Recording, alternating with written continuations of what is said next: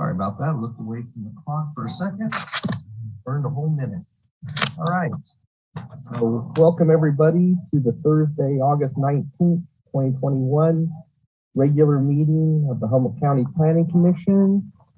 And in accordance with Executive Order N-29-20, the Planning Commission meeting will be held virtually. Go to the county website and get all the fun ways to join us. With that, I will call the meeting to order and ask you to join me in a salute to the flag. United States of America, and the republic for which it stands, one nation, under God, indivisible, with liberty and justice for all. Thank you. Laura, would you do a roll call, please? Alan Bongio. Here. Thomas Mulder. Here. Noah Levy. Present. Mike Newman. Present. Peggy O'Neill. Present. Brian Mitchell. Present. Melanie McCaver. Here. We have a full house tonight. Welcome, everyone. So, Director, do we have any agenda modifications? We do have several supplementals that have been sent out. The first one is for item F6, High Country Farms. There's one for F9, Walker Ridge Family Farm. There are a couple for the West Haven projects. There's some other miscellaneous things that are there. There's a comment letter on the modifications to the CCLUO. There is supplementals on the AT&T tower site. Based upon conversations with the applicant, we are going to be, on the applicant's behalf, asking to continue item F1, the West Haven Volunteer Fire Department Coastal Development Permit and Conditional Use Permit. And that would be to a date uncertain so that we can re-advertise it. All right.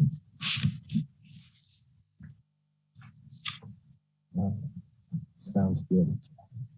Thank you. All right, so we have a lot on our agenda tonight. The director and I were doing the math before, and it's about, if we were to get through all of them, we have about 10 minutes per item. So let's think about that when we're deliberating on things, because that's not the way we have been doing things that fast. So anyhow, now we'll go on to public comment, and this is for any non-agenda items, as usual.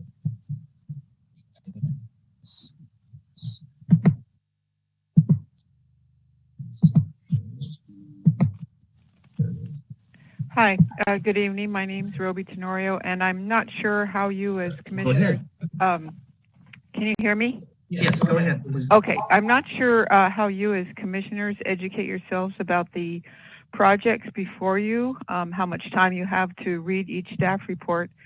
But tonight's agenda is a little bit different because there seems to be a new system. Previously in the summary, there was info about the water, the source, and the amount that was required for each project. And this week, you do not have that. You would have to download each staff report to find that out. So I was wondering why that has changed. And it seems like if you're in a hurry, that will also make that a little bit more difficult.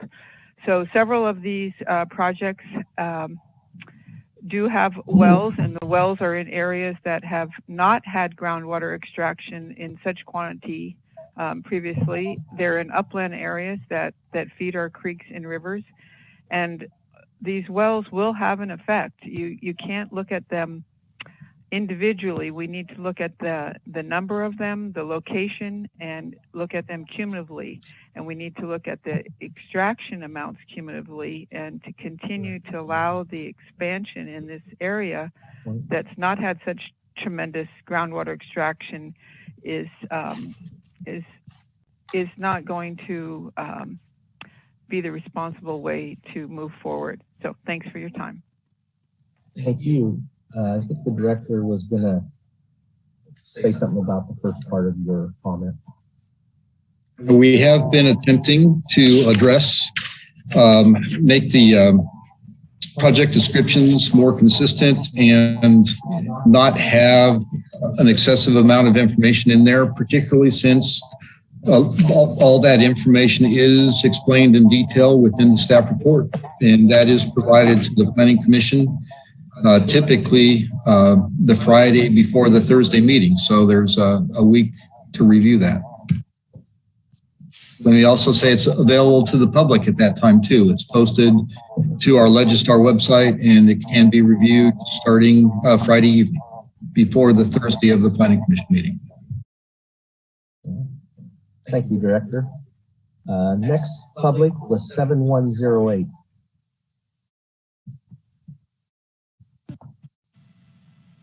Hi, can you hear me? Yes. Okay.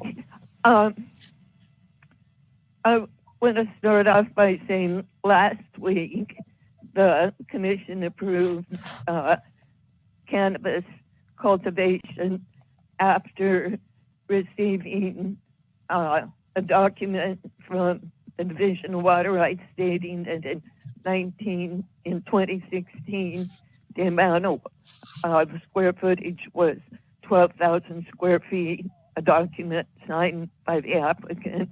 Then the planning department and the planning commission said it was 14,375 for existing, plus adding another 1,450 for ancillary. So it ended up going from 12,000 that was existing to 15,950.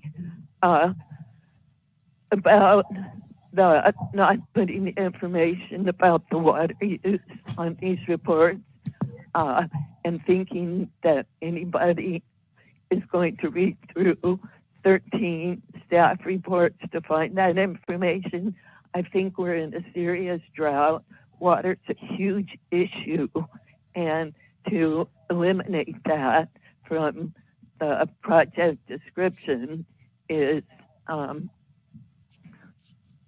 it's very, very troubling. It's like, oh, we're not going to talk about it if we don't know. Well, is people going to have to pull these off the agenda to find out what's really going on?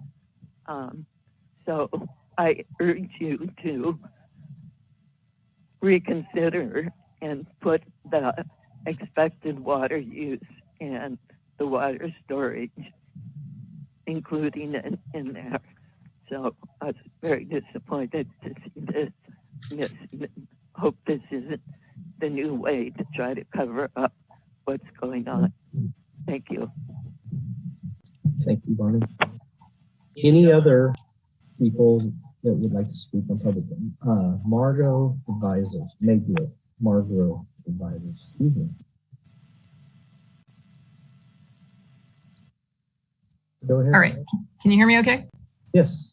Thank you. Hello, everyone. My name is Kelly Floodis from Margaret Advisors. In several prior meetings, members of the commission voted no on several cannabis projects that were up for approval. And so for those that were not at last week's meeting, I did feel it was important to, again, take a moment to provide the commission with some perspective. Once again, I'd like to remind you that you can't ban cannabis. You can only ban legal cannabis. So it's critical you consider what every no vote really means, and that every no vote is a no to the highly regulated system that these farmers have signed up to work in and have accepted. A no vote is a no to oversight by Fish and Wildlife. It's a no to oversight by the State Water Resources Control Board, and that includes water measuring and metering. A no vote is a no to registering hazardous materials with Department of Public Health. It's a no to restricting pesticide use by the Department of Pesticide Regulations. It's a no to reducing generator noise and protecting wildlife, just to name a few. To be clear, a no vote is also a no to thousands and thousands of dollars of tax revenue for the county and the state. So I would ask that before you vote no on cannabis projects in the future, please understand what you're voting yes to when you do that. Because a no vote is a yes to unregulated farming. it is a yes to zero water management, metering, and measuring and reporting. And it's a yes to the illicit market. And for those that are wanting to make CEQA challenges for these projects, let me remind you that a majority of these sites have been inspected by the Department of Fish and Wildlife, along with the State Water Resources Control Board, CAL FIRE, the Division of Water Rights, as well as the Planning and Building Department. And for those that have state licenses, they've been inspected by the California Department of Food and Agriculture as well. Many, many agencies are providing environmental oversight. And I'd like to remind you that the challenges that are being made often ignore the presence of biological surveys, archaeological surveys, forestry reports, road evaluations, water resource protection plans, erosion control plans, bullfrog management plans, and many, many more that these applicants have provided by working with certified professionals who have actually educated them on what is needed to ensure and maintain environmental safety and security. So let me be clear, I'm not suggesting that these projects be rubber stamped, but the focus of this review really should be a final check for completeness, not a judgment on viability, because that's already been done for you by the planning department. This is a team of people significantly more knowledgeable than the public or the commission about what all state and local requirements are that exist for this industry. And so honestly, voting no is a disservice to Director Ford and his hardworking and dedicated staff. When they recommend a cannabis project, it has been thoroughly vetted over years and hundreds of pages of multi-agency regulations that go far beyond the county's own ordinance. Now, when it comes to cannabis projects, and I can't speak for other projects, but for cannabis projects, I'd like to ask that before you vote no against staff recommendations, please educate yourself to understand what you're voting yes to at the same time. Thank you. Thank you. Any other public comment at this time? Seeing none, I will close the public comment section of our meeting. And we move on to continued public hearings. And the first item up is David Kramer, zoning clearance certificate and conditional use permit in the freshwater area. We'll take a staff report, please.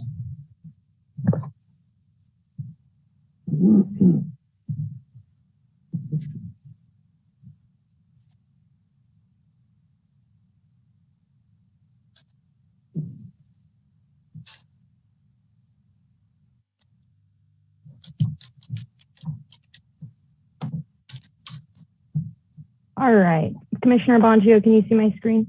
Yes. Great.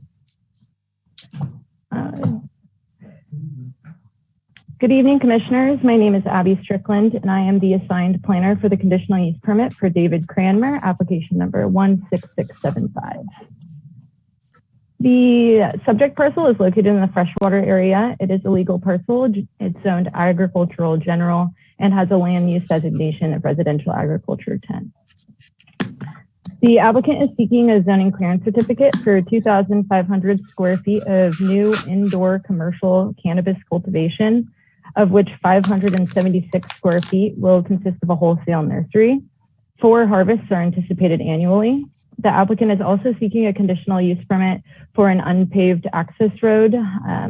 In doing so, the applicant has prepared an engineer's road evaluation report and done a significant amount of research into the access roads, both of which meet the requirements for the project.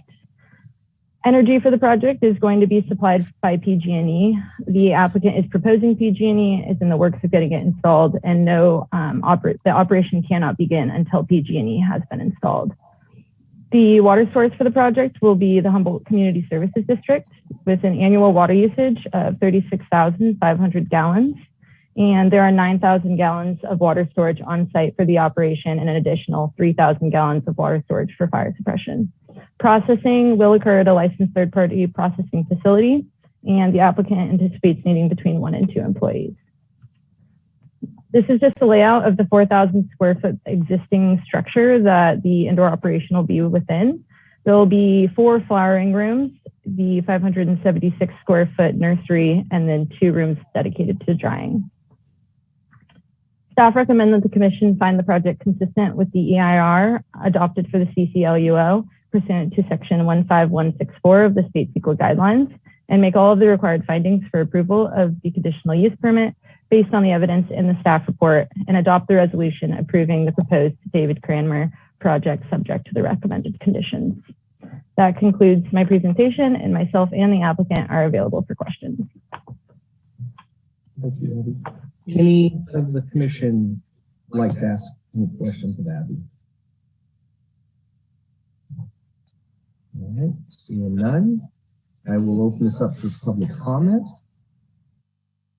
Let's see if there's anybody who wants to. Is there any public that wants to comment on this item? Seeing none, I will close the public comment. I'll bring it back to the commission. Mr. Chairman, this seems like a perfectly low impact project, and I'd be happy to make a motion to approve it. Okay, thank you. So we have a motion. Do we have a second? I will second that. Motion and a second. Any discussion on the motion? Seeing none, I would ask Laura for a roll call vote, please.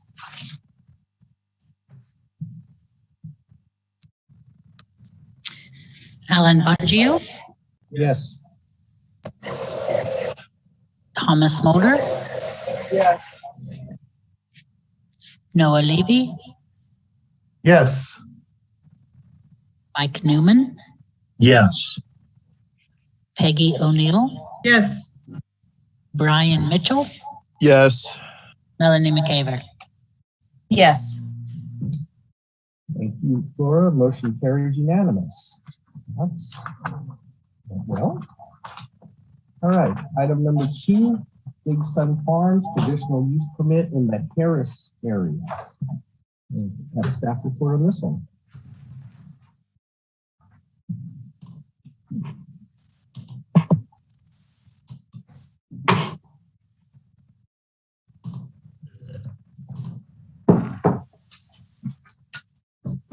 Good evening. Chair Bongio, can you see my screen? Yes, I can. Thank you. Good evening, commissioners. My name is Sarah Frola. I am a contract planner working with the County of Humboldt.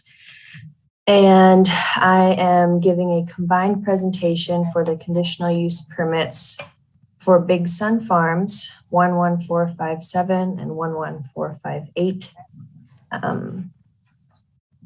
That was seen at the beginning of month and had a few changes to be made in terms of nursery propagation area. So I will go through that now. 11457 is in the New Harris area. It is 114 acres. And this project is to permit 27,500 square feet of existing outdoor cultivation. Nursery propagation will no longer occur on this site. It is going to be combined in the adjacent parcel under the same ownership in a 7,100 square foot propagation area.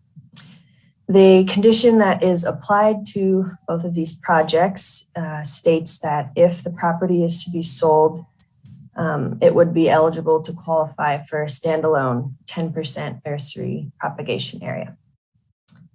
The irrigation source for this project is a 1.5 million gallon rainwater catchment pond that also shares water resources with the adjacent parcel. Water use is 365,000 gallons per year. And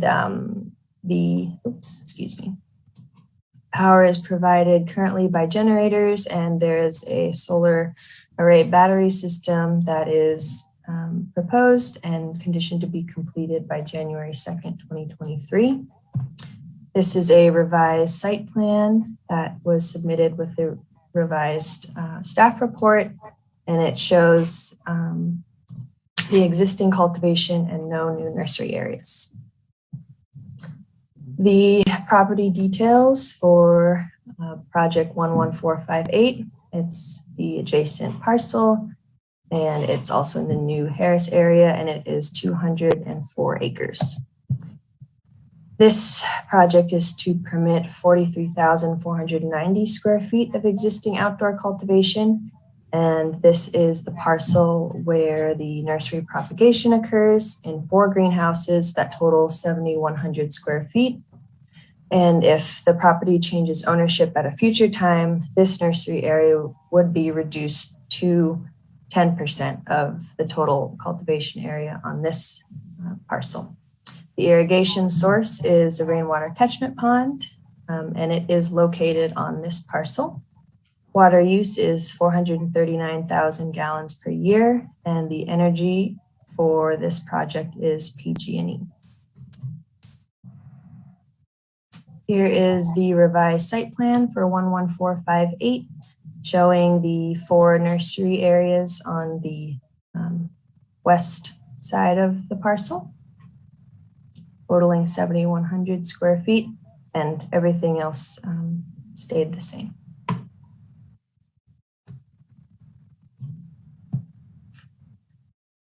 So this project was analyzed for CEQA review, and staff has found that the project is consistent with the impacts identified in the original mitigated negative declaration.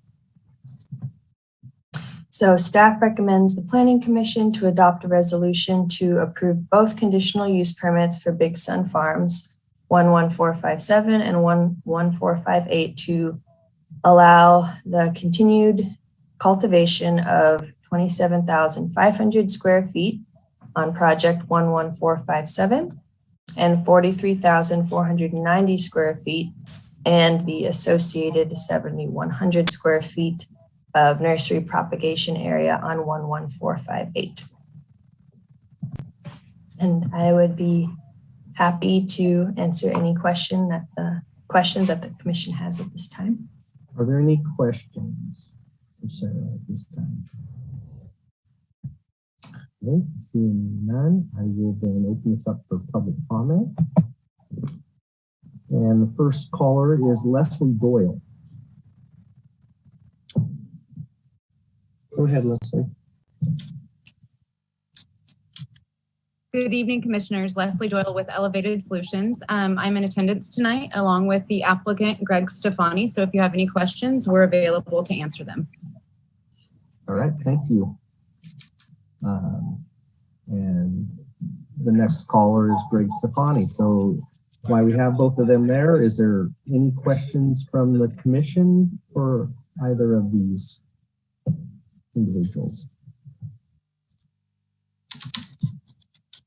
Seeing none, I will close the public comment and bring it back to the commission.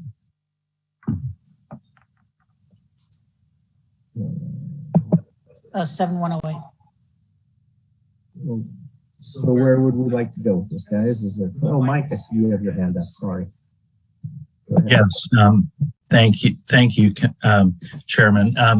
I'm looking at the reports that I received, and because I get printed copies because I don't have a big computer to take home and do everything. I got 2 of the 11457 reports, but from memory and from going by what was presented before, I am in affirmation of approving this combined permitting based on what was just presented because it does combine what we had asked for. So that's my comments. Thank you. Anybody else? Noah, go ahead. Yeah, thank you, Mr. Chairman. Thank you, Sarah, for the presentation. I have a question, which is, I forgive me because I lose track of exactly which projects we've discussed having a reciprocal, or not a reciprocal, but a contingent water easement, a water delivery easement, because it seems like this one is one where the water is sourced from one parcel and will be delivered to both parcels. And if it were to be sold separately, was that one of the things that we discussed when this was before us last time, getting that sort of a contingent easement in the conditions? I'll jump into that and say that was on an item last week. We would be happy to add that to this particular item. I'd like to just, sorry to kind of step on your toes there, Director, but Sarah, would you like to address this? I do believe that they've already recorded such an easement. Is that the case? Yeah, so there is an easement on the pond for the shared use. I'm not sure if adding that in the condition would kind of add the coercion in the event that the property was sold at a future time. I'm happy to add that if it's necessary, but if the easement will suffice, then I don't need to. Yeah, no, if there is an easement already recorded about the shared use of the pond, that would totally go to my question. So thanks. Thanks. Anybody else have questions? All right. Anybody care to make a motion on this one? Seem to be pretty good with it.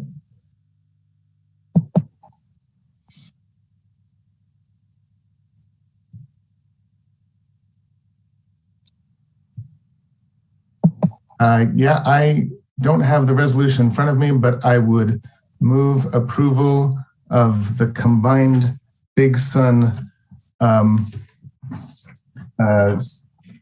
conditional use permits with the recommended conditions of approval. Thank you. Second. Second. Any discussion on the motion?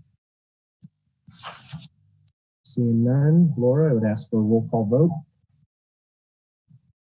Alan Bongio. Yes.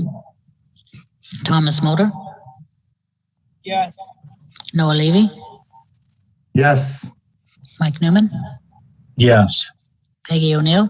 Yes. Brian Mitchell. Yes. Melanie McCaver. Yes.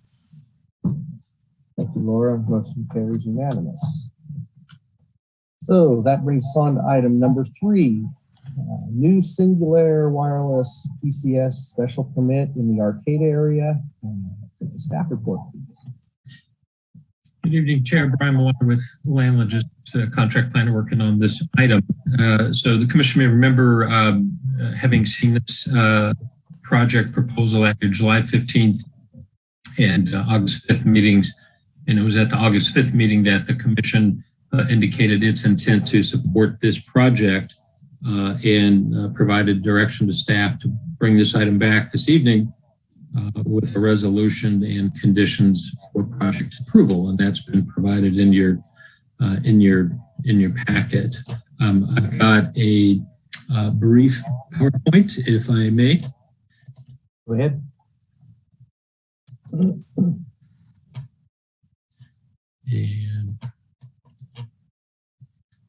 so again, the 18th special permit project. This was the on screen here, the aerial that depicts the location of the AT&T project on the north side of Foster Avenue, just opposite Janes Road, and you can see the PWM cell tower site that was approved at your last meeting. We approved already. And the city of Arcata here off to the northeast side of the photo frame. The original design that AT&T had submitted was for a faux water tank. It was 100 feet in height, and that would have been capable of housing 2 interior antenna equipment sets of panels for 2 wireless carriers. And that was totally modified, and this is what was presented at your last meeting by the applicant to increase the tower height from 100 up to 120 feet, and to provide for 4 wireless carriers, and all 4 of those carrier equipment areas would be mounted inside the faux water tank. And so that's the design that's now before you here this evening. And so with that, the recommendation, again, based on your August 5th direction to staff, was to support the project. We provided a resolution to you in your packet. There are some typos that we've noted here to address the general plan conformity, zoning consistency, and to meet the public health safety findings as well. So that, I believe, copy that's been, or we have that noted here, and would be a part of your final resolution packet. And so with that, the recommendation from staff is that the commission indicate consideration of the project for categorical exemption under the CEQA guidelines make the required findings for approval of the special permit, and then adopt the approved project as recommended by staff and subject to the attached conditions. And so that would conclude the staff presentation. Happy to answer any questions. I should also note there are a couple of public comments that have also been provided to the commission and as part of your packet. All right. Thank you. I see Mike Newman has his hand up. Go ahead, Mike. Yes, thank you, Chair. One of the questions I had for staff was brought up, and it was also a question I had too, with the increased height in the tower. Were there additional tests done for visualization and that sort of thing as required normally? No new tests that we have seen from the applicant. The extent of what we have is through the revised elevations. I know the applicant's team is in tow here this evening, and they may be able to provide additional information.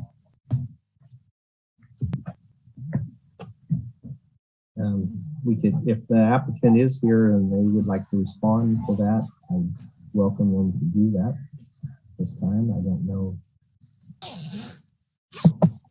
Or is that Ashley Smith? Yeah, so Ashley, if you'd like to speak now and answer that question, that'd be great. Good evening, commissioners, and thank you, Brian. Mike, to answer your question, we do have another visual representation. I don't know if I'm able to share it on this Zoom meeting currently right now. Were those sent out to referral agencies?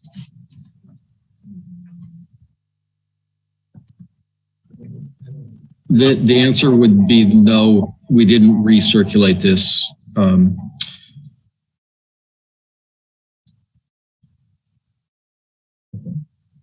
Thank you, Director.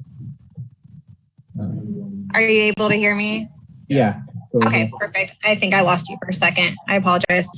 I do have a visual representation of the 120-foot tower, the update to that. I did not send that off to Brian Miller's team. Unfortunately, I only sent off the actual depiction of the updated elevation page. And those we just got, looks like last week.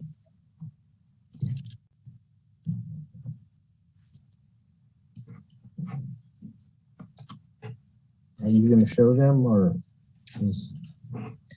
Yeah, let me see. I can share screen. Perfect.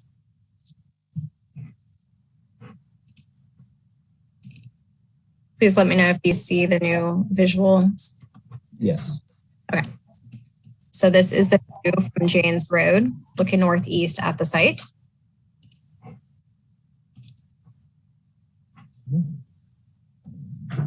This is the view from Foster Ave, looking southwest at the site.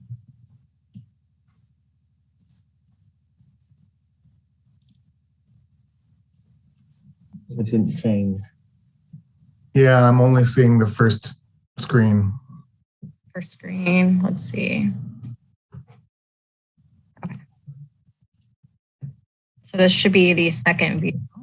View from Foster Avenue, looking southwest at the site. Mm-hmm. We have view 3, it's Wyatt Lane, looking southwest at the site.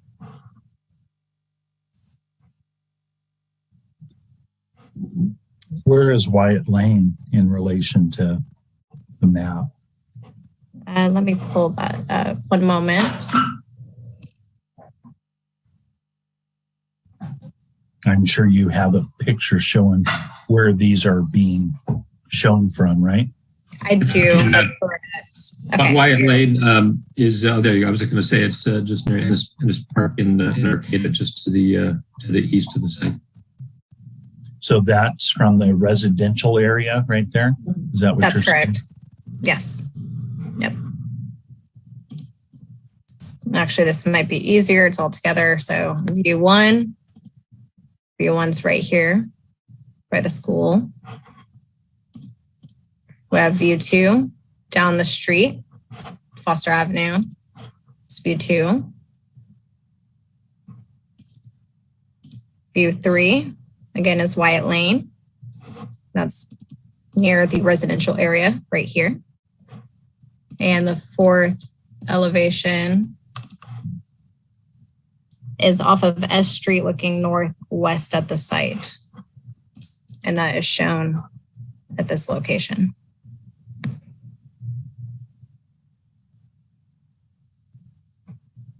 That answer your question, Mike? Yes, thanks at this point. Thank you. Any other questions for Ashley while we have her? All right, thank you, Ashley. Thank you, Alan. All right. If you could give us the screen back, that would help, please.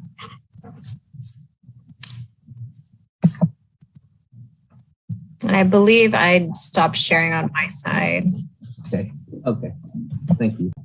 No problem. So, any other questions for staff at this time, or I will open it up for public comment? One. Go ahead, Mike. What about floodplains and that sort of thing? So we did conduct a study, but we were outside of the wetlands, and there was no floodplain in that area that we had chosen. If that was the case, we would need to elevate our site a few feet, but as the findings found that we were outside of the floodplain, we are able to not, there was no need to elevate the tower or the equipment.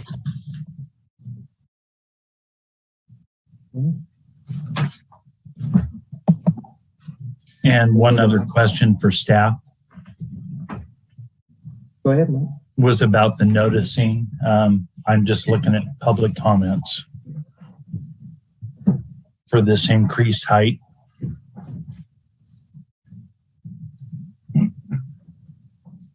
Got to plug my computer in.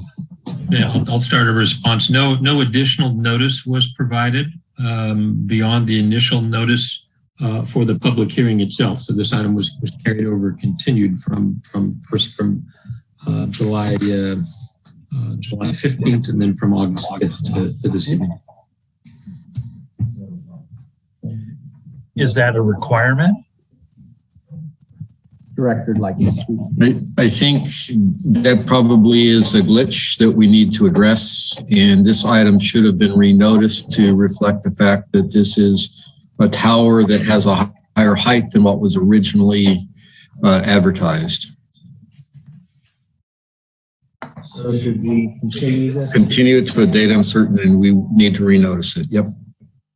Okay. Better to find that out now than afterwards. So could I get a motion to continue this item to a date uncertain? So moved. Seconded. Who was the second? Noah. Noah. Thank you, Noah. We have a motion and a second. For a roll call vote, please.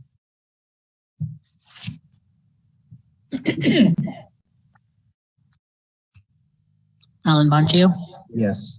Thomas Mulder, Yes. Noah Levy, Yes. Mike Newman, Yes. Peggy O'Neill, Yes.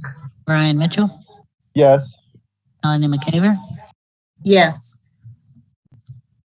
Thank you. Motion carries unanimous. So we'll be seeing that one coming back to us. Next item is item number 4, zoning ordinance amendments to the commercial cannabis land ordinance CCLUO. And take the staff report on this one.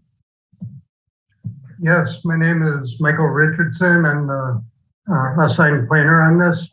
This has been an item that's been in front of your commission a couple of times already at the July 15th, and then also at the August 5th hearing. Your commission received testimony on this project. What it involves is proposed modifications to the commercial cannabis land use ordinance.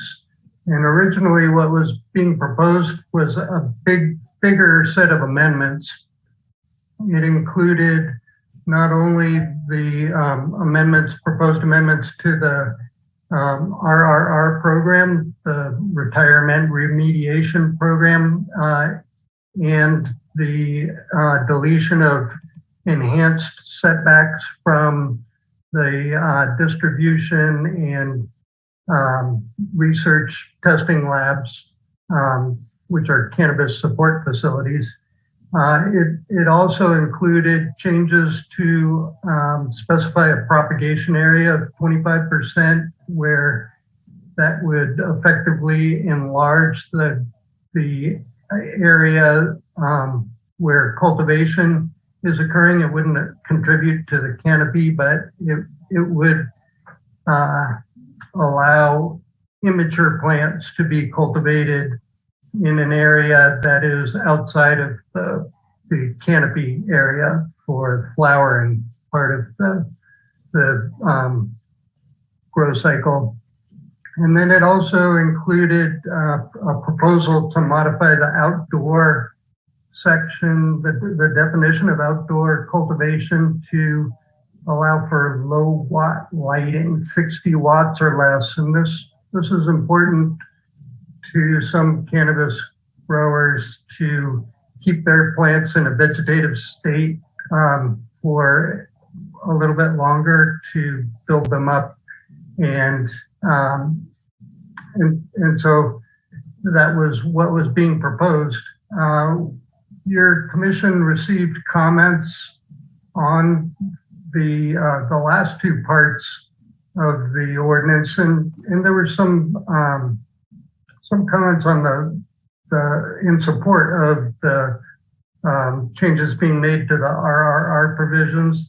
Those are going to increase the permit requirements for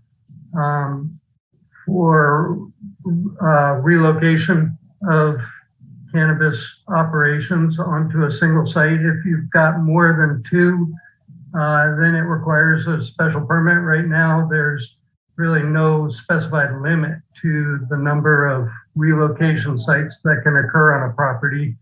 And the Board of Supervisors wanted that changed to make it more challenging to get approval of more than two relocation sites on the same parcel. And that was generally supported. We didn't receive any letters of opposition to that. And so your commission seemed satisfied with those, and then those amendments. And then in addition, the commission has not received any adverse unsupportive comments to the reduction of the enhanced setbacks from distribution and the research and testing labs. And so we feel comfortable, staff feels comfortable moving those forward to the Board of Supervisors at this time. The other proposed amendments, the ones that affect the propagation area and then the low watt lighting, those are more controversial. And in an effort to cut loose the RRR, the RRR amendments and the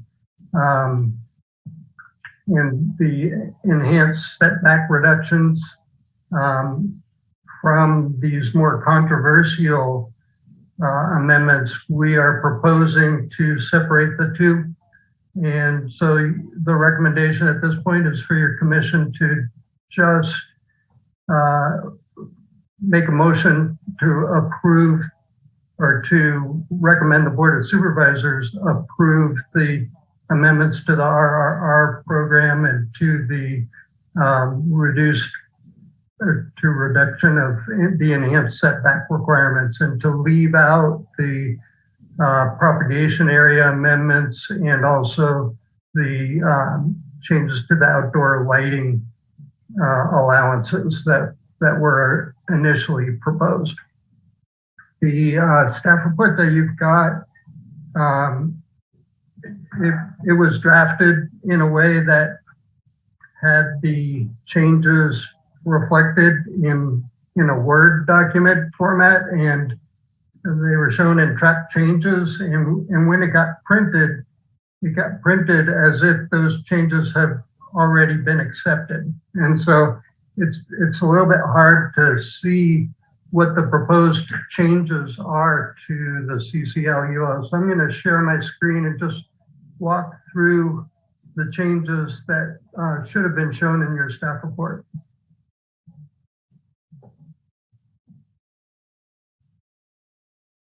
So the first one is at the bottom of page 11.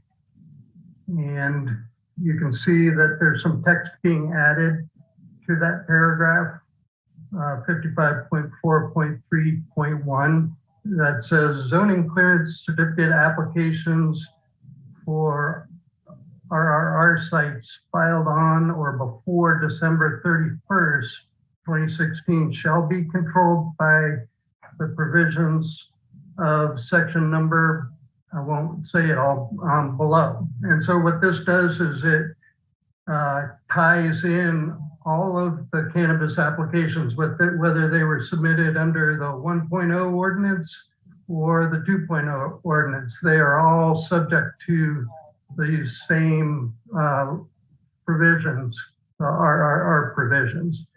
And then on page 30 of your staff report, the second half of it, it goes into exactly what I was talking about, the language that is going to require a special permit. Yeah. Just one observation real quick. The staff report doesn't number these pages separately. So I'm having to manually count them to get to that. I can see that in chapter 4, I see page 142 of 298 or 141 of 298. Okay. So maybe you could refer to both of those things. Yeah, thank you for that. Okay, would you prefer that I go backwards and identify that first amendment? I'm sorry, I found the 55.43. It's on page 140 of 298. Okay, great, thank you. And then the second one that I'm referring to, which is on page 30 of the staff report, that's page 159 of 298. Thank you, because I was busily trying to find that. Yes, I'm sorry about that. And so this is where the rubber hits the road in the ordinance language to require a special permit for more than 2 relocation sites on a single parcel. And then the last change is on page 32 of the staff report, which in the ordinance is going to be on page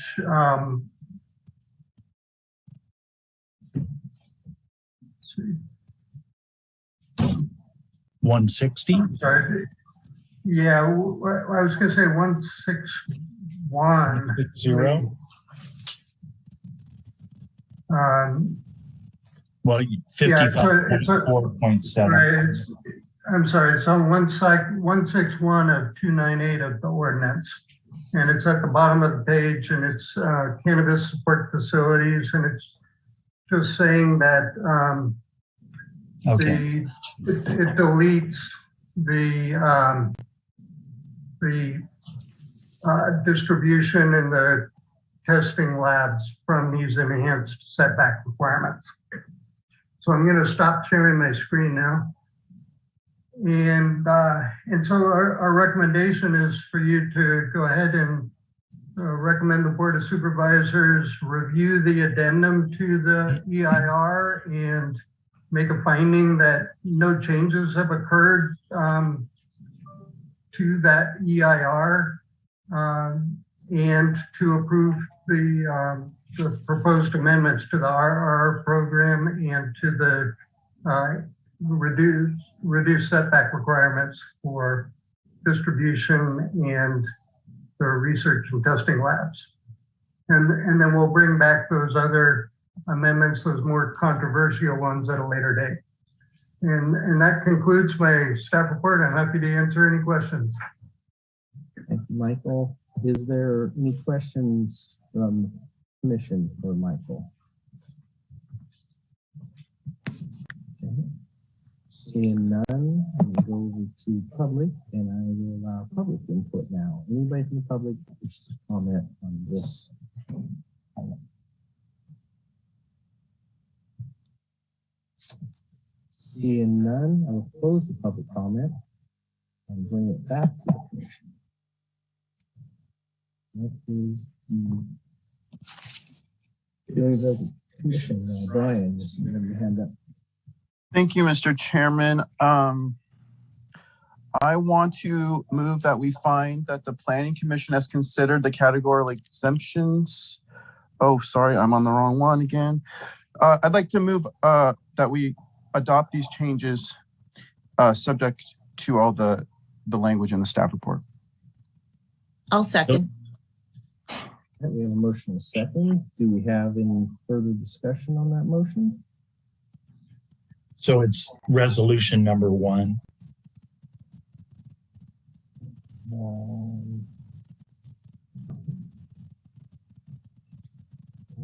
It doesn't say the resolution in the recommendation. It just says adopt the resolution.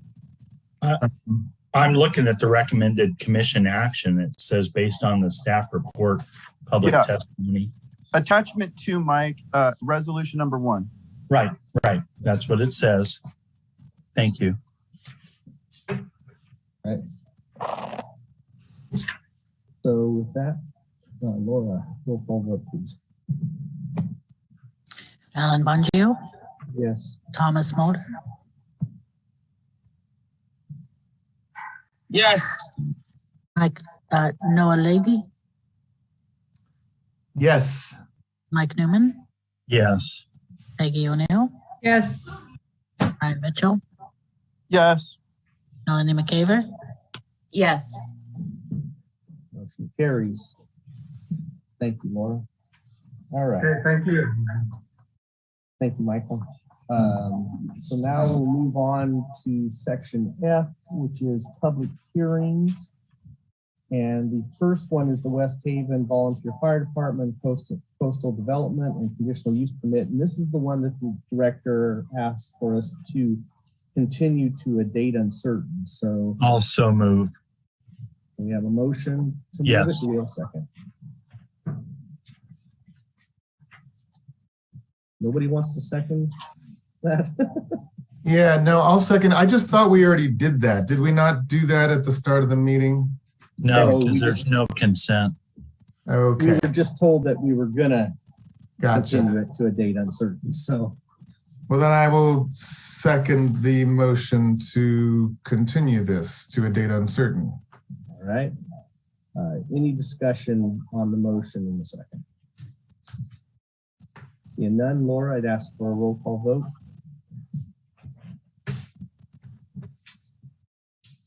No. We should? Okay, excuse me, the director and said that we should have public comment on this. I didn't think we'd have to since we were continuing it. I thought that we'd have it when it came back up. The subtle distinction is because we do have a staff report and the staff report recommendation is different than what you're doing right now. The public may have come expecting to be able to talk about this. Okay. So I apologize that I did not ask for public comment, and I will open this up for public comment. Is there anybody who would like to speak on this item at this time?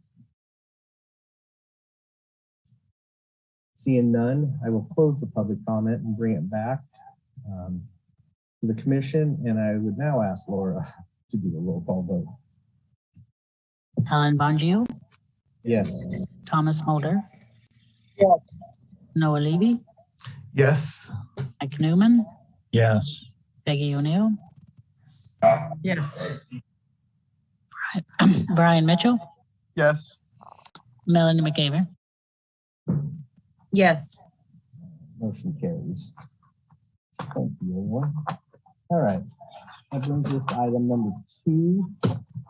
which is John Rotter parcel map subdivision and coastal development permit and special permit in the Trinidad area. Take a snap before. No, I just thought it would. Sorry. Good evening, Chair Bongio, members of the commission. Can you see my screen?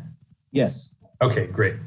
The project before you tonight is a minor subdivision of an approximately 7-acre parcel into 2 parcels of approximately 4.8 acres and 2.8 acres in size. The parcel is located in the Trinidad area and along Patrick's Point Drive, just south of its intersection with Seawood Drive. As you can see, the parcel itself is made up of 2 assessor parcel numbers, and they make up the 1 legal parcel. And also, as you can see, the parcel is bisected by Patrick's Point Drive, which would normally act as the dividing line. However, in order to comply with the rural land division policies of the Coastal Act, approximately 0.72 acres of proposed parcel 2 will be located on the west side of Patrick's Point Drive, with the remaining 1.4 acres located on the east side. So this is the configuration in order to comply with Coastal Act policies to create parcels no less than the minimum averaged in the neighborhood. And then parcel 1 will be down below. The parcel is currently developed with a single family residence on proposed parcel 1 right down here, and an accessory dwelling unit on proposed parcel 2 right up here. Water is provided by the Parvin Creek Mutual Water System, as well as a spring located on proposed parcel 1 right down here. On-site wastewater treatment systems currently exist on both proposed parcels. Also, because the project is on the west side of Patrick's Point Drive, it is an area of deferred certification, and a coastal development permit will be required from the Coastal Commission to approve the subdivision as well. It also should be noted that this subdivision and the mitigated negative declaration associated with it were previously approved and certified by the Planning Commission in its December of 2014. Subsequently, the tentative map expired, and this is the reapplication of the same map, to which the only change is to alter the parcel sizes to comply with the rural land division policies of the Coastal Act. The previous approval did include the construction of this accessory dwelling unit, which was constructed and will remain on proposed parcel 2. So with that, staff recommends approval of the project, and I'll be happy to answer any questions you may have. Mike, I see you have your hand up, so go ahead. Yes, thanks, Chair. I just wanted to make sure what I was hearing right was about the water rights between the 2 different proposed parcels. What will be going on there? The parcel has access to water from the Parvin Creek Mutual Water System and an on-site spring, so they'll both be able to utilize those water sources. Separately? Separately, correct. Okay. If you look at attachment 2, there's the right to divert and use water from the State Water Resources Control Board, as well as a LSA agreement that's on file with CDFW. Okay, great. Thank you. Any other questions for staff? Seeing none, I will open this up to the public. Is there any public that has comments on this project?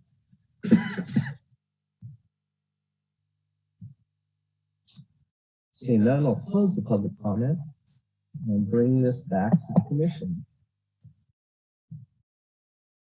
Let's see, Brian Mitchell, you have your hand up. Thank you, Mr. Chairman. Since this is just reapproving something that we've already approved as a body and there was no public comment to give us a reason not to, I'd like to move that we find that the Planning Commission has considered the addendum to the previously adopted mitigative negative declaration, make all the required findings for approval of the parcel map subdivision, coastal development permit and special permit based on the evidence in the staff report, and adopt the resolution adopting the water project subject to its recommended conditions. I'll second that. Motion second. Any discussion on that? Seeing none, I would ask Laura for a roll call vote, please. Alan Bunchio, Yes. Thomas Smolder, Yes. Noah Levy, Yes. Mike Newman, Yes. Peggy O'Neill, Yes. Brian Mitchell, Yes. Melanie McCaver. Yes. Carries unanimous. Thank you, everyone. And it's right at 7, so we will take a 5-minute break, and then we will come back and tackle item number 3. All right, we'll see you in 5 minutes.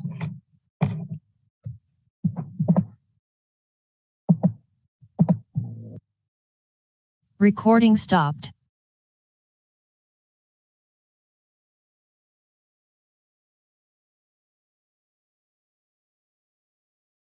You hear me now? All right. Thank you, everyone. Welcome back. The next item is Humboldt Fields conditional use permit, and I will take a staff report, please.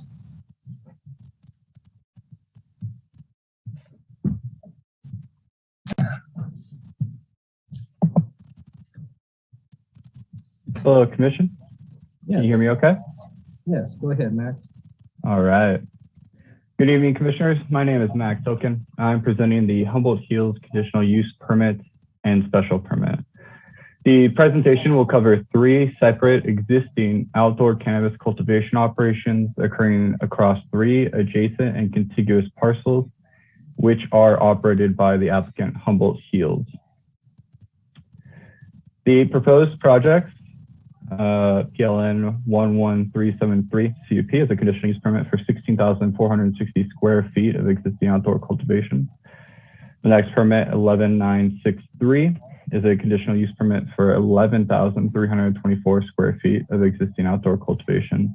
And lastly, permit 11965 is a conditional use permit, 11,600 square feet of outdoor cultivation. This permit also has a special permit attached to reduce the 600-foot setback requirement to adjacent public land.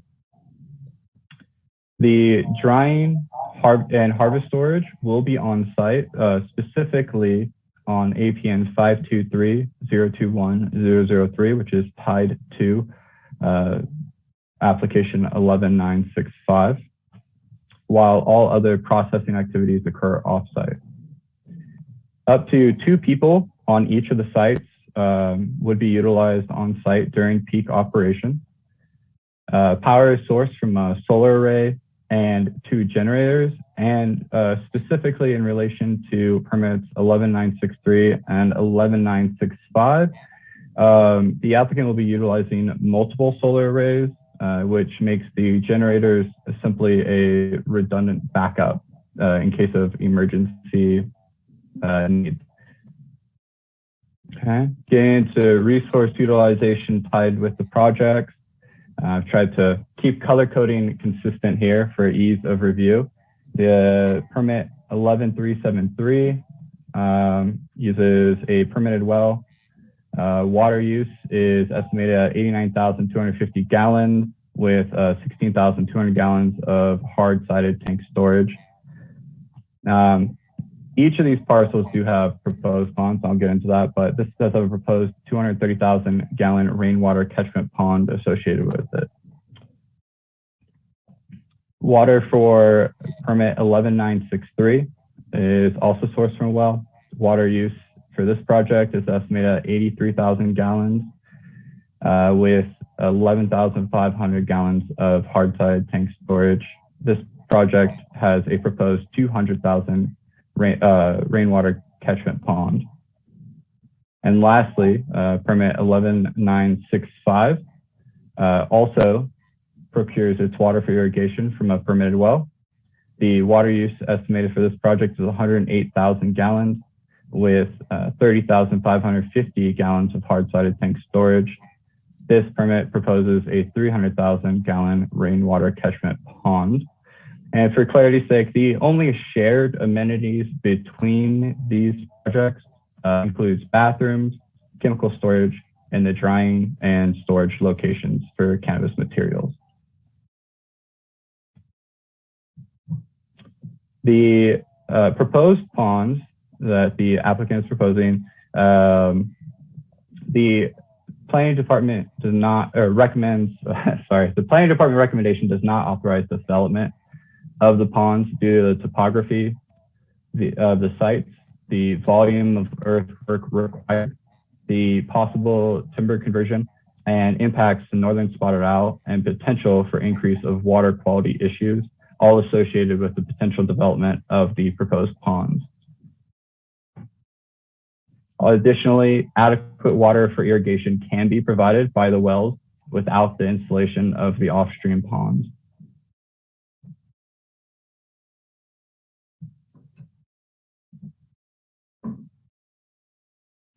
Access to the site is off of Horse Linto Creek Road, which is a Category 4 USFS, United States Forest Service maintained road, to the public driveway, which is a United States Forest Service 07-05 road, through to the private access roads located throughout the 3 properties. This project was previously before the Planning Commission on May 20th of this year. The Planning Commission continued the project to allow the applicant to provide additional information regarding the access road.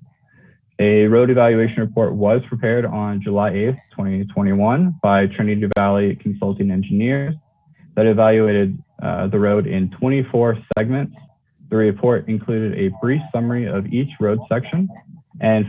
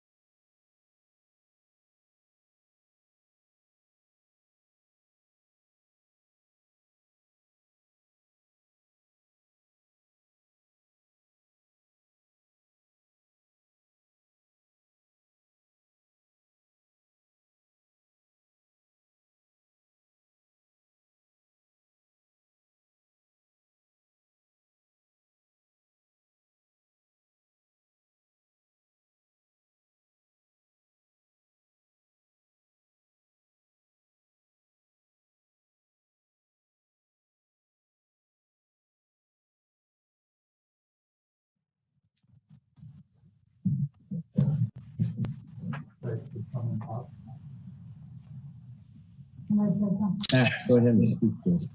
can you hear me okay? Yes. Fantastic. We're back in. Thank you.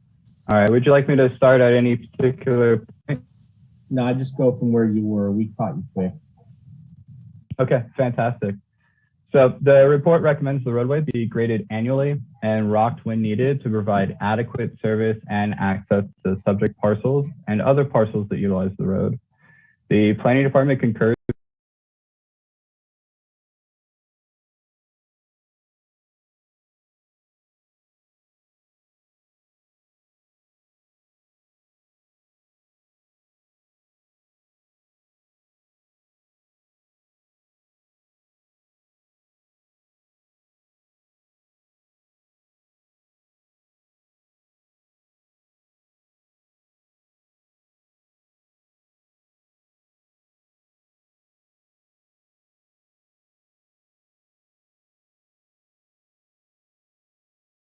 we'll get there bit by bit. We were doing so good. Oh, good.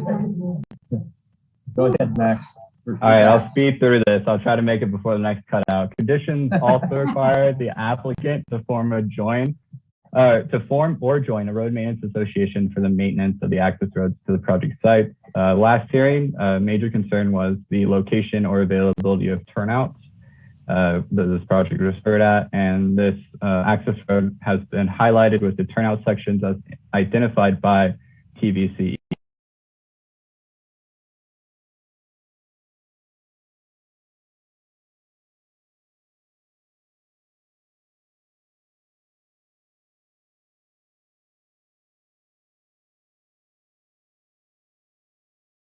The Planning Commission finds that the Commission has considered the addendum to the mitigated negative declaration and all the other recommendations. This concludes my presentation.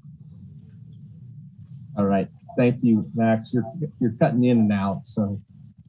I apologize for that. No problem. So, is there any commissioners that have questions for Max this time? All right. Mike, go ahead. I just wanted to go back to the three, what was it? Showing the three together with saying no on the ponds and that. Could you bring that back up a moment? Sure thing. Let me pull that up real quick.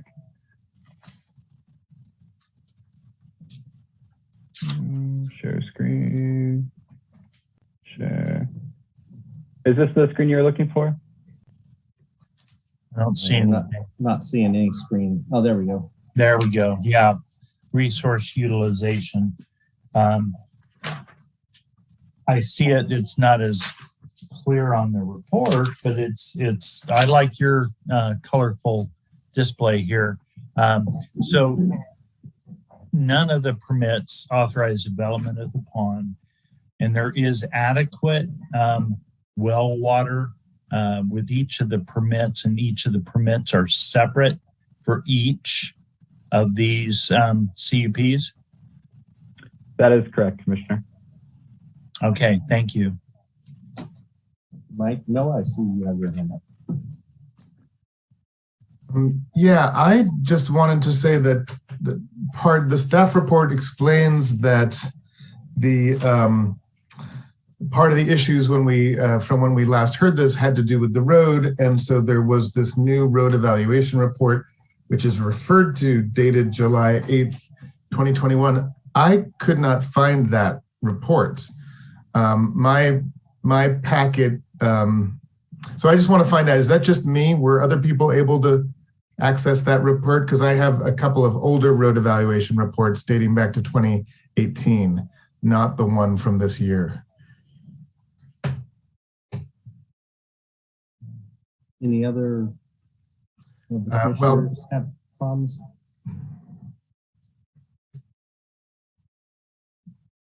I guess not. No, I remember seeing the road report in it. That's one of the things I always clue in, so I remember seeing it, but I don't know if it was the newest one or all right. one, I'll be honest.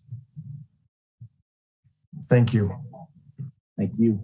Any other questions for staff before we open this up to the public? Seeing none, I will go to attendees and ask if there's anybody in the public that wishes to comment on this project. Go ahead, 7108.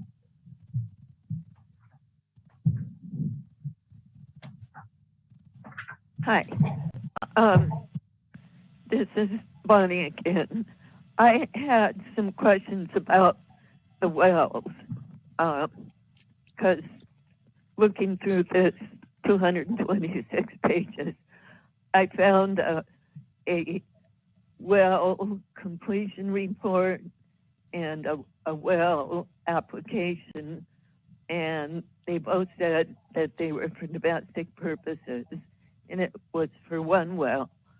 So So I'm wondering if there's any kind of information, if there's 3 wells, and how did staff determine that these wells are likely to be hydrologically disconnected from surface water?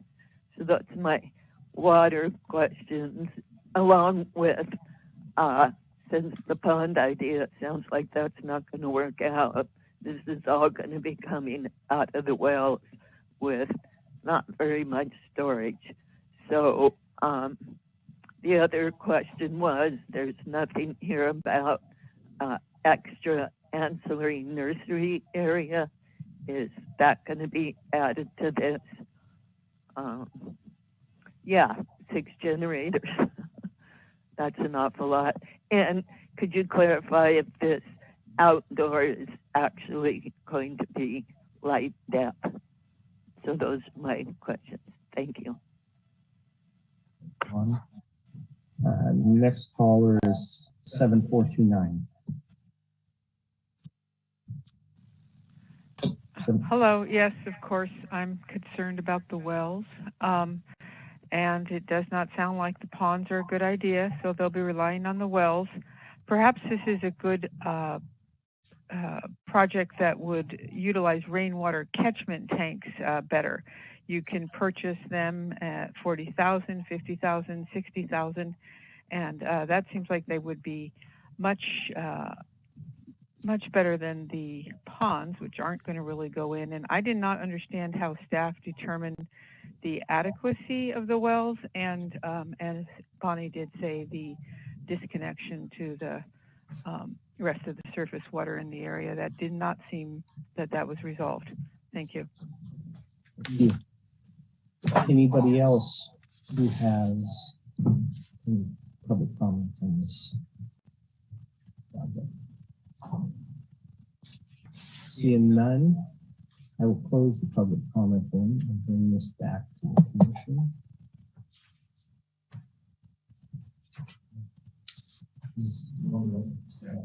Yeah, that'd be great.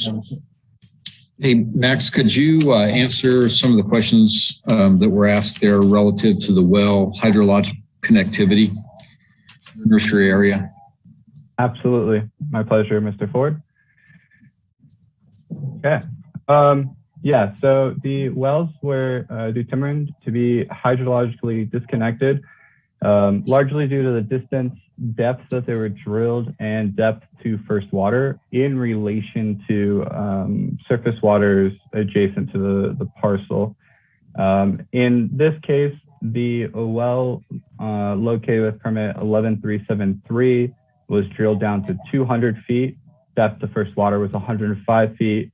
The distance from the nearest streamside management area, which is actually a buffer, so there's a little more room to the actual stream itself, was 1,700 feet east of that streamside management area. The permit 11963, that well was drilled down to 240 feet. Depth to first water was 107 feet, and it was located 800 feet east of that streamside management area. The last permit, the well depth for that was 100 feet. Depth to first water was 40 feet, and it's 300 feet east of the streamside management area. To be clear, all 3 wells were rated to have a draw pace of 10 gallons per minute. 10 gallons per minute is a pretty good rate of draw that would be adequate for the water needs as proposed by this project. Additionally, this is a historically existing project that is operational under interim permits, and it has been able to supply enough water for it to continue its cultivation. I hope that answers to some of those questions for hydrological connectivity and water adequacy for the wells. I believe there's a question regarding propagation. That's a great question. Propagation was not directly discussed, simply because there is no ancillary nursery proposed with these projects. The propagation will actually be sourced off-site. Additionally, I believe the applicant is here tonight and would be able to speak to any greater depth as far as water resources or changes to that hand go. Thanks, Max. Mike Newland, you have your hand up. Is it a question for Max? Yes, I was referring back to Noah's question. I was looking through the printed material and I cannot find attachment 3. I see roadway evaluation towards the very end.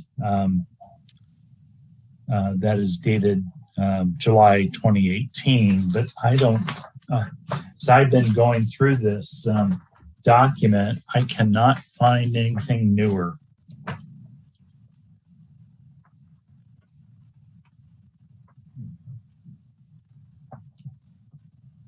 Max, could you possibly answer that question? I too am looking towards the published staff report with included attachments. Have been sort of perusing through that as well once that question came up, and I myself have not been able to locate at this time the updated July 8th, 2021 road evaluation. Um, Go ahead, Noah. Sure. Okay, I just wanted to call that out because it was at issue and I myself have not been able to see it. But, you know, given that it may not be published, I just want to hear again that the department is reassured that the issues, the concerns that we had about the road evaluation have been addressed fully in that revised document.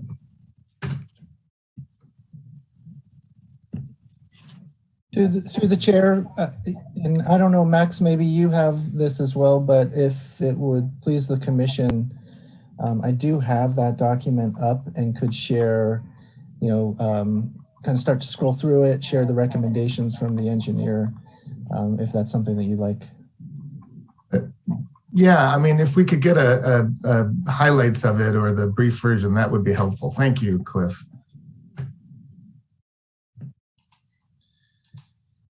Okay, I believe you're seeing my screen now, and I'm sorry, Yes. I'm going to go back up to the very top. It's a fairly lengthy evaluation prepared by Trinity Valley Consulting Engineers, July 8th, 2021. So it does talk about how they, reviewed the road. Let's see here, kind of start scrolling down, but I think the main takeaway is going to be the findings at the very end. Here's a couple pictures that they've taken. You can see here they're evaluating the different segments. Segment 1, 12 to 15 feet, grade. And then they do talk about turnouts. This is roadway segment 2. There's no turnouts there. Road segment 3. And they do recommend that they do need turnouts to be installed there. There's road segment 4.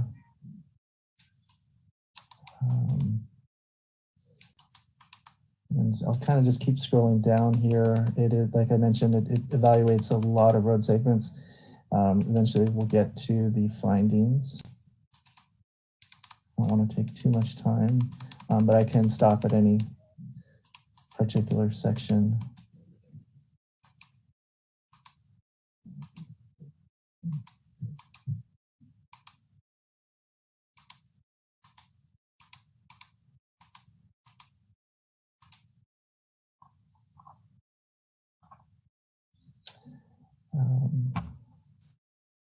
And so here, this is the recommendation that I think Max mentioned in his presentation. That it's recommended that roadway be graded annually and rocked when needed.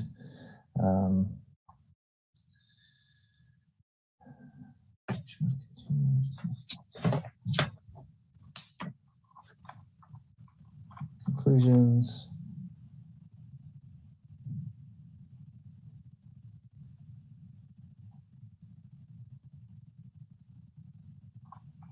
And so, again, this was prepared by a licensed engineer. Okay, for my part, I appreciate having a chance to glimpse through it. So thanks for making that possible. Yeah, and apologies, this was intended to be in the staff report packet. I'm not sure how that was left out. Thanks, Cliff. Any other questions for staff while we have them here?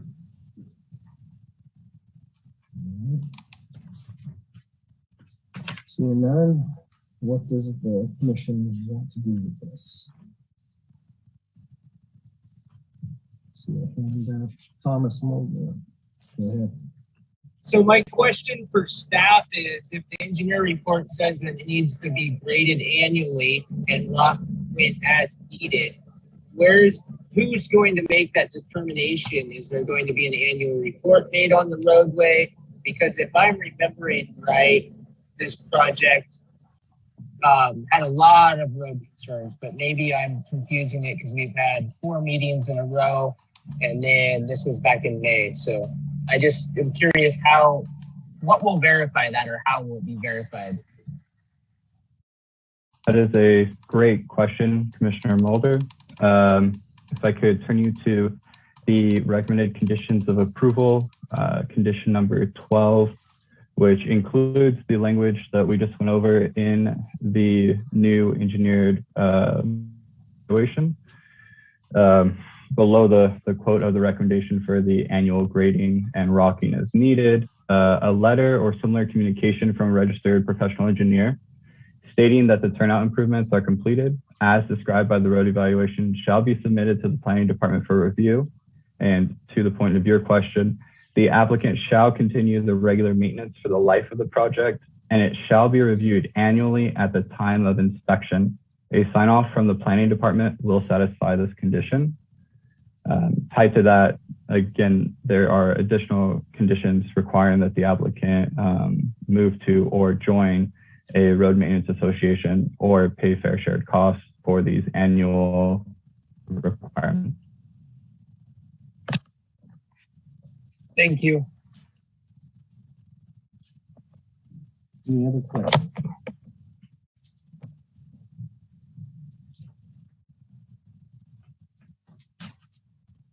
Questions? Would somebody like to make a motion on this one? Things moving along?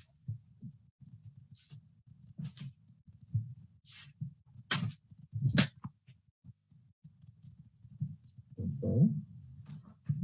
Is there other concerns that need to be brought up? I have concerns that it's all based on a well, and I don't know if you've been following, but a lot of wells are going dry in California, and you can, what you've done in the past may not be what you can do in the future. And so unless there's water catchment on a project, I'm just going to be reluctant to say just relying on wells alone should be sufficient.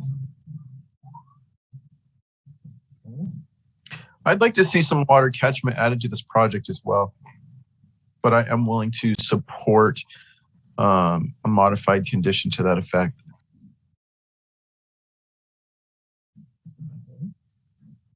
Would you like to make a motion with that condition in it, Brian? Can I ask Max a question? So Max, have you looked at the site? Is there room without tree removal, without timberland conversion to put rain catchment water tanks on the site? Not if the rainwater catchment system were to be put in through the use of rainwater catchment tanks. This is a heavily forested site. However, for any of the hoop houses, they could potentially have gutters installed. I've done several rainwater catchment analyses throughout Alder Point and southern Humboldt. And every time, if doing the math for hoop houses, based on the average rainfall in the area over 10 years, that seems to be able to supplement at least 90% of the water needs for those projects. Now, this project, I did not run those numbers, and this project does not use nearly as many hoop houses. So I would be remiss at this time to describe how well that rainwater catchment system would work out for this site. I see that the applicant has their hand up, so I'm going to let them speak. They may have some thoughts on this. Ellen, you're muted. You're going through the chairman or the. I'm sorry, I don't know. There we go. There we go. I apologize. I see that the applicant has raised their hand, so I'm going to let them speak. They may be able to answer some of these questions. Go ahead, Percy. Hello, my name is Percy Busman. I'm the applicant. There is adequate locations without forest removal for rain catchment tanks. The 3 ponds that we proposed were all in relatively flat areas, and there is open areas near grows and cultivation areas to install rain catchment tanks. Also, all buildings have rain gutters, and so there is a significant amount of rain collection ability already in place. And then one more thing with the road evaluation and how to maintenance and keep up with it, I would like to say that the site management plan requires constant supervision of the road and upkeep of water bars. So the site management plan with the water board, I believe, would be adequate as an example of how this will be maintained. Thank you. All right, thank you. While he's on there. What was that, Mike? While the applicant is on, yes. Is there any possible amount of water catchment that would be willing to make a amendment to be able to try and do that? Because I believe on the ponds, it was about the steepness of the land. Was that correct? That was correct. The sites that the engineer and the geologist signed off on, the planning commission deemed that the topography of the land, the grade, wasn't adequate. In my opinion, those pond plans can be reviewed, and I believe that there is the ability to create the ponds on less than 15% grade with minor adjustments. But I'm also willing to add rain catchment tanks if that's what the planning commission would prefer. I would rather see rain catchment tanks. There isn't any currently, but I would be willing to add, and there's, you know, a healthy amount of hard tank storage already. So with the rain gutters on the 3 structures that are out there, 4 structures that are out there, it'd be very possible to create a system that would be connected to hard tanks, rain catchment tanks. Is there any gallon amount that you're willing to go towards? I mean, 30,000 to 50,000 per parcel. Again, I'd like the commission to, you know, assess each pond separately and deem if one of those sites is better than the other, which would mitigate the amount of usage per year. So we would need a little help from the staff on that. So one of the things that I would offer through the chair is would a figure to be an average of 50% of the required water usage be from rainwater catchment and allow some flexibility plus or minus based upon the circumstances of each site. So if each site was approximately 89,000 or 90,000 gallons of water, there'd need to be 135,000 total gallons of water spread among the 3 sites. So what does Max think about this? It seems like you have some experience with water catchment design. Yes, thank you. I believe that would be adequate. There are some structures already there. and other past projects have had gutter systems even included on hoop houses, which would be able to further extend rainwater catchment on site.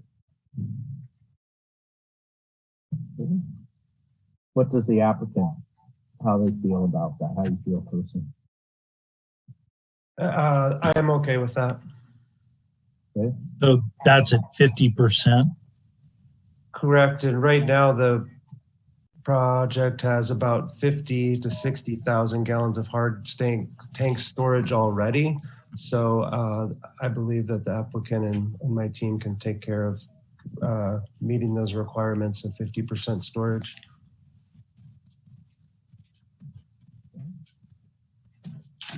Yeah, and I see it as a positive because if you're a business and you're relying on those wells and they start to not perform, and for a number of reasons, it can, even an earthquake can shift, you know, having water from rain catchment is a positive. And that's why I had proposed the 3 ponds foresee in the future as future storage.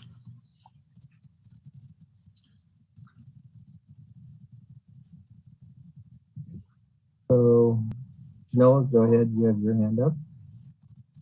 Yeah, well, I was just going to then make a motion. In light of this discussion, I think the applicant has agreed to a solution that we can all feel better about the water storage situation. So I would like to move for Humboldt Heels, record number PLN 11373, 11963, and 11965 CUPs, that we find that we have considered the addendum to the adopted mitigated negative declaration for the CMMLUO as described by section 15164 of the state CEQA guidelines, make all the required findings for approval of the conditional use permits and special permit, and adopt the resolution approving the Humboldt Heels projects as recommended by staff, subject to the recommended conditions and with the additional condition just discussed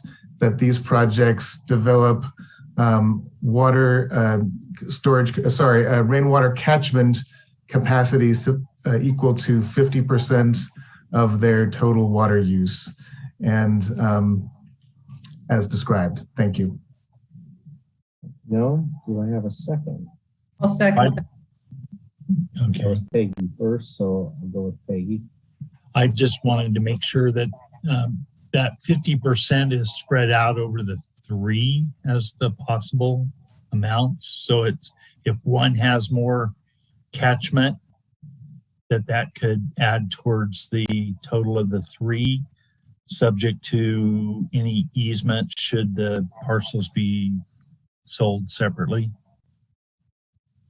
Yeah, well, thank you for clarifying that it is to be spread out amongst the 3 parcels. And I'm fine with the condition as you've described it. The staff, are you clear on that? Okay. So we have a motion and a second. Any further discussion on that? Seeing none, I'd ask Laura for the vote, please. Mike Newman, Oh, yes. Alan Bongio, Yes. Melanie McGaver, Mike knows what it's about. Yes. Thomas Mulder, Yeah. Brian Mitchell, Yes. Peggy O'Neill, Yes. Noah Levy, Yes. Guys, that motion carries unanimous. So we're changing things up if you caught that one. I got that one. That was a suggestion from Commissioner Newman. All right. Thank you, Laura. So brings us on to item number 4, Bubba Bud Farm, LLC, conditional use permit in the Barberville area. Quick staff report, please.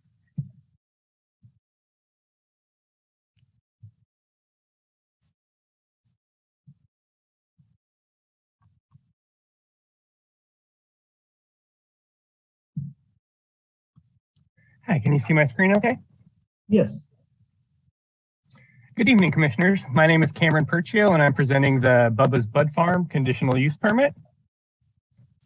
The project is a conditional use permit for an existing 15,000 square foot of cannabis cultivation, of which 12,280 square foot is full sun outdoor, and 2,720 square foot is outdoor that is cultivated within 3 greenhouses utilizing light deprivation techniques. Ancillary propagation is 1,500 square feet and occurs on site in an existing workshop. Nursery space for this project represents 10% of its cultivation area. Drying, harvest, storage, and processing will occur on site. There will be up to 4 people on site during peak operations. Power is sourced from PG&E with generator backup utilized only in the event of a service outage. Irrigation water will be sourced from a rainwater catchment system with an area of 4,470 square feet. Based on the average annual rainfall of the previous 10 years, the system has the potential to capture an average of 167,000 gallons per year. Existing available water storage is 51,200 gallons, with conditions of approval requiring increasing storage to meet the annual demand of 87,500 gallons, or 5.83 gallons per square foot.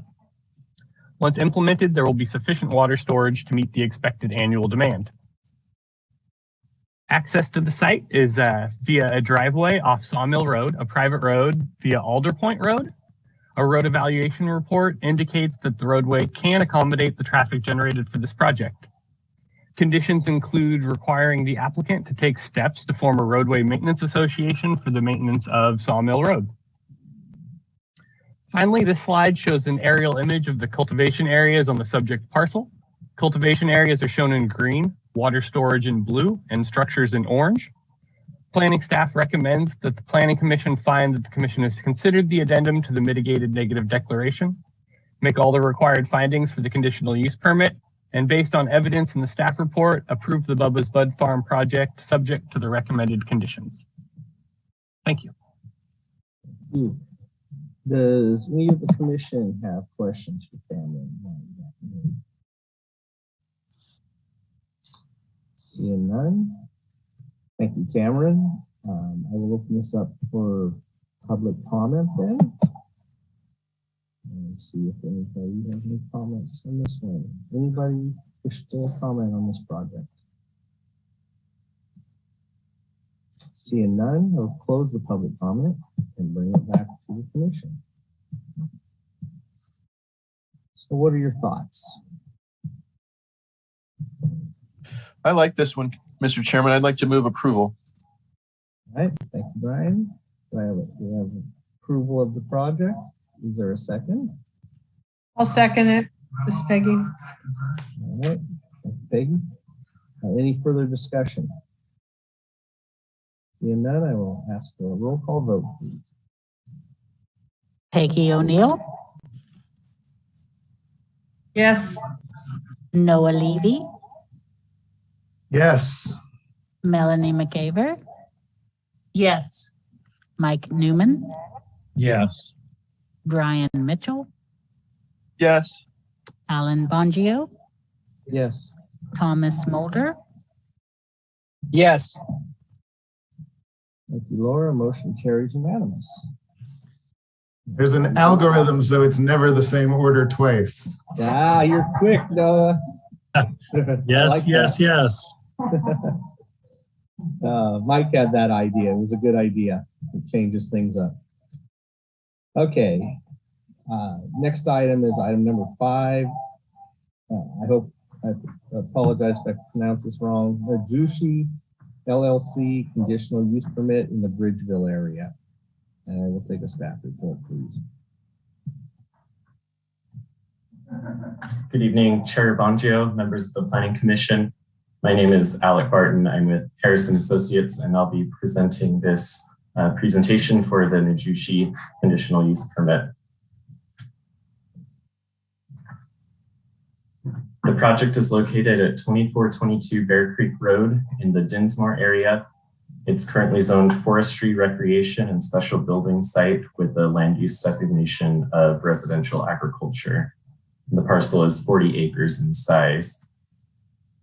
The applicant is seeking a conditional use permit to permit just under 15,000 square feet of mixed light cannabis cultivation. Plants are propagated in a just under 1,500 square foot nursery, and then drying occurs on site in a 600 square foot facility. The source of irrigation is a 450,000 gallon rainwater catchment pond, as well as 2 points of diversion from unnamed streams on site. The applicant anticipates using 123,000 gallons of water a year. It checks out to just over 8 gallons per square foot of cultivation area. And then there are 475,000 gallons of water storage available in the rainwater catchment pond and an additional 14 tanks on site. Currently, power is provided to the site by 5 generators with a combined 21 kilowatt generating capacity.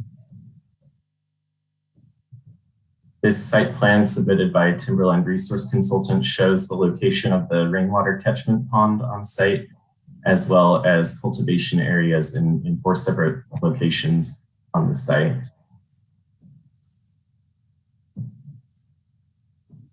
Staff have recommended a number of conditions of approval for this project. There are corrective actions identified in the site management plan and lake and stream bed alteration agreement.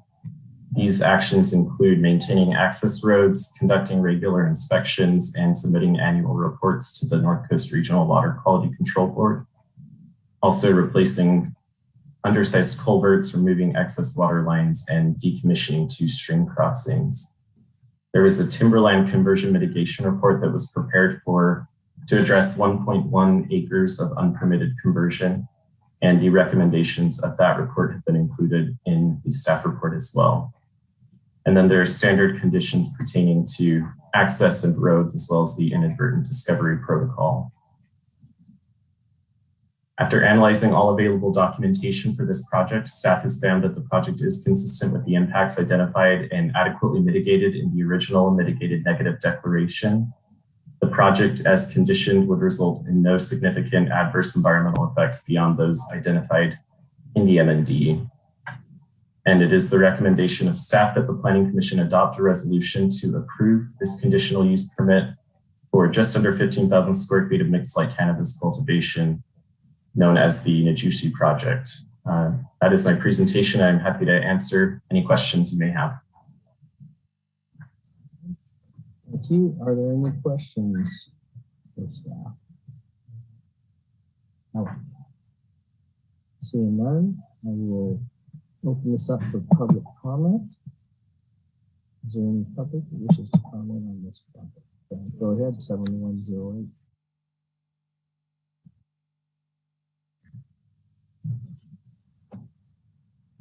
Go ahead.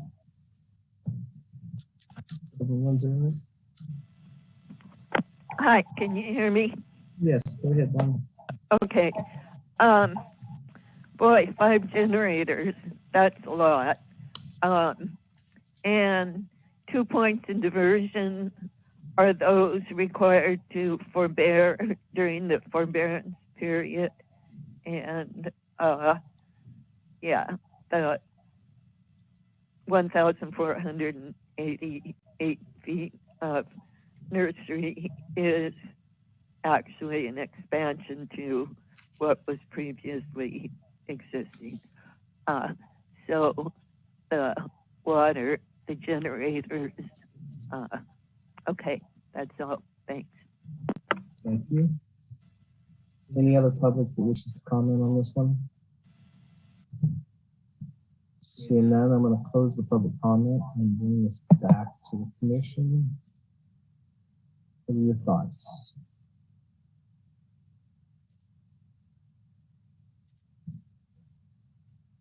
Any questions, or would somebody like to make a... Can we have him go over the conditions that relate to the generators and any potential phase out of the generators? Did you do that, Alec? Yes, thank you, Commissioner Mitchell. I failed to mention in my report that we have issued the standard condition that's been recommended by the Planning Commission for previous projects. And so this project has been conditioned to phase out all use of generators as a primary power source by the end of December 2025. And will they be enclosed and put on concrete to prevent spills of fuels? Currently, this project has not been conditioned that way.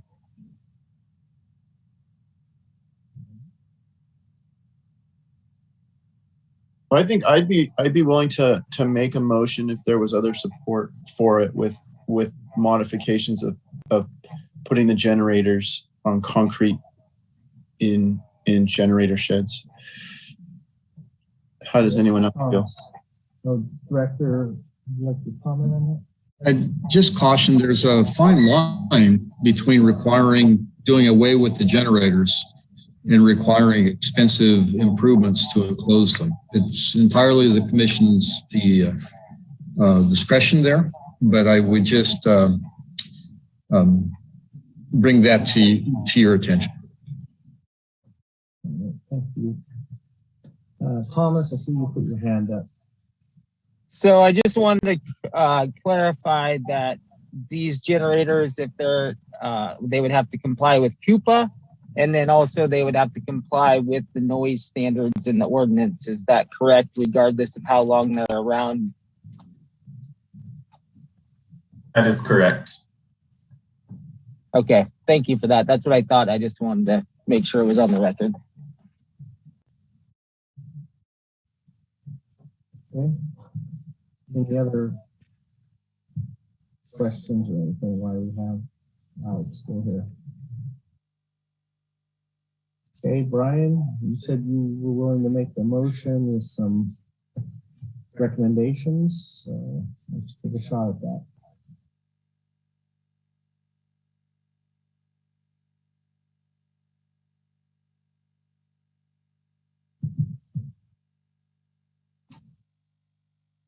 No? Okay. I would go ahead and move approval as recommended by staff. Okay. Second. We have a motion and a second. Any other discussion? Seeing none, I'll ask Laura for yes. Melanie McCaver, Yes. Peggy O'Neill, Yes. Brian Mitchell, Yes. Thomas Mulder, Yes. Mike Newman, Yes. Alan Bongio, Yes. Noah Levy, Yes. Thank you, Laura. Motion carries unanimous. That brings us on to item number 6. High Country Farms Incorporated Conditional Use Permit in the Barberville area. Staff report, please. All right.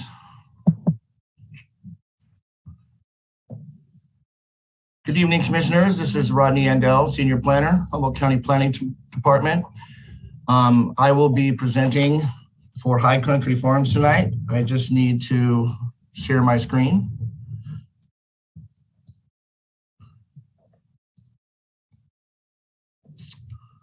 Okay. There you go. All right. This is High Country Farms Incorporated in the Barberville area. It's a conditional use permit for existing cannabis cultivation. The project is located here to the east of Roadway in Barberville, and it is right off Alder Point Road, about a half mile up on a self-certified Category 4 equivalent road that has an active road maintenance association. The project consists of 13,470 square feet of existing cannabis cultivation, 9,150 of which is outdoor and outdoor light deprivation. 4,320 is mixed light, and there is currently 1,200 square foot of ancillary propagation area. Also, a 1,920 square foot metal building with a laboratory grade preparation area, clone room, and veg room, and employee bathroom is proposed. You may have noted in the supplemental you received for this project that staff is not allowing more than 10% of the existing cannabis cultivation to be used for propagation, and we're requesting another site plan showing how that's going to work. Irrigation water is sourced from a 629,207 gallon rainwater catchment pond. Water usage is 258,500 gallons annually, which is approximately 18 gallons per square foot per year when you factor in propagation irrigation. Drying and curing occurs on site, and all other processing will be conducted off site at a licensed processing facility, and power is provided by PG&E. Here is the site plan. I'll briefly run through this. These areas here are cultivation areas. Throughout here, where I'm indicating, there's some ancillary uses here, and here's that large pond that I described earlier. Staff is recommending that the commission as considered an addendum to the mitigated neg deck adopted for the CMMLUO, make all required findings for approval of the conditional use permit, and adopt the resolution approving the High Country Farms Incorporated conditional use permit subject to the recommended conditions of approval. That concludes my presentation, and I'm available for any questions. Any questions? Okay, seeing none, I will open this up for public comment. Is there anybody who wishes to speak on this item? Got one hand up. Go ahead, Bonnie. Hi. I just had a clarifying question because there's the propagation area, the 1,200 square feet outdoor area. I guess that's going to be beyond the 13,470 feet. And then you have this 1,920 square feet nursery propagation. I wasn't clear what was going to happen with that and how that was going to be dealt with in this permit. Thank you. Thank you, Bonnie. Would staff like to tackle answering that? Take a shot at that. We did notice that in our review. We are not prepared to allow more than 10% of the cultivation area, which would be 1,347 square feet. And we're asking for a site plan to reflect what the staff is prepared to allow, which would mean that a small portion of that structure would be allowed for propagation. I hope that answers the question. Thank you, Randy. Rodney, excuse me, I'm looking around. Apologize. With that, I see no more public, so I'm going to close public and bring this back to the panelists. And Noah, you have your hand up. And then Mike. Okay, I was just going to say briefly that I like this one. I have no concerns about it. The supplemental clarifies that the propagation area will be below 10%, and I would be prepared to make a motion to approve it, but I'll let other commissioners speak first. Noah, Mike, go ahead. I was just going to say the same thing, Noah. Oh, one of you guys, go ahead and make a motion. Well, go for it, Mike. So I would like to find that commission has considered the addendum to the adopted mitigated negative declaration for the CMMLUO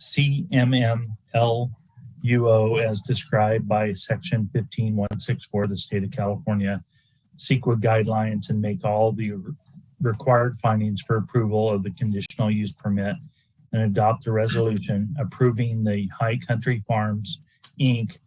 conditional use permit as recommended by staff, subject to the revised recommended conditions. I'll second. Thank you, Melanie. So any discussion? I thought Noah was going to second for sure. Beat me to it. Everything's strange tonight. Okay. So seeing none, go ahead, Laura. Roll call vote, please. Noah Levy, Yes. Brian Mitchell, Yes. Mike Newman, Yes. Melanie McCaver, Yes. Thomas Mulder,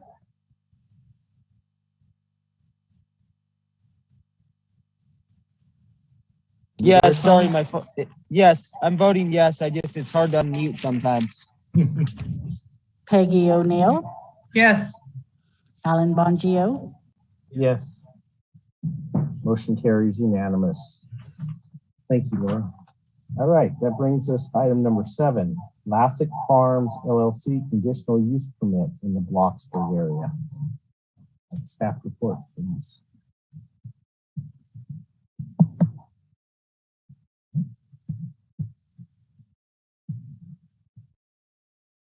Hi, can you see that okay? Not yet. There we go. Good evening, commissioners. My name is still Cameron Furtado, and I am presenting the Lassick Farm conditional use permit. The project is a conditional use permit for an existing 24,687 square feet of cannabis cultivation, consisting of 4,614 square foot of light deprivation outdoor cultivation grown in 3 greenhouses, and 20,073 square feet of full sun outdoor. Ancillary propagation occurs within a 300 square foot greenhouse and represents only 1.2% of the cultivation area. Drying and harvest storage occur on site. Processing occurs on and off site. There will be up to 2 people on site during peak operations. Power is primarily provided by solar and wind power, with small generators utilized to provide ancillary power to support drying activities only. Estimated annual water use is 365,000 gallons or 14.5 gallons per square foot, with peak demand occurring in August at approximately 36,425 gallons. Irrigation water is sourced from a permitted groundwater well. Based on information in the well completion report and distance from the nearest water course, planning staff determined the well is not likely to be hydrologically connected to surface waters and would not be subject to forbearance or water storage requirements. Existing available water storage is 12,800 gallons in 4 hard-sided tanks. Access to the site is via driveway on Sunset Ridge Road, a private road, via Alder Point Road. A road evaluation report was prepared by DTN Engineering and Consulting, which indicates that the roadway can accommodate the traffic generated for the project. Conditions require that the applicant shall take steps to form a road maintenance association for the maintenance of the privately maintained portions of the access road to the project site. This slide shows an aerial image of the cultivation areas on the subject parcel. Planning staff recommends the Planning Commission find that the Commission has considered the addendum to the mitigated negative declaration, make all required findings for the conditional use permit, and based on the evidence in the staff report, and approve the Lassick Farms project with the recommended conditions. Thank you, Cameron. My presentation. Thank you. Is there any of the commissioners that have questions for Cameron before we open this up for public comment? Seeing none, I will open this up for public comment. Is there anybody in the public that wishes to comment on this item? Go ahead, 7108.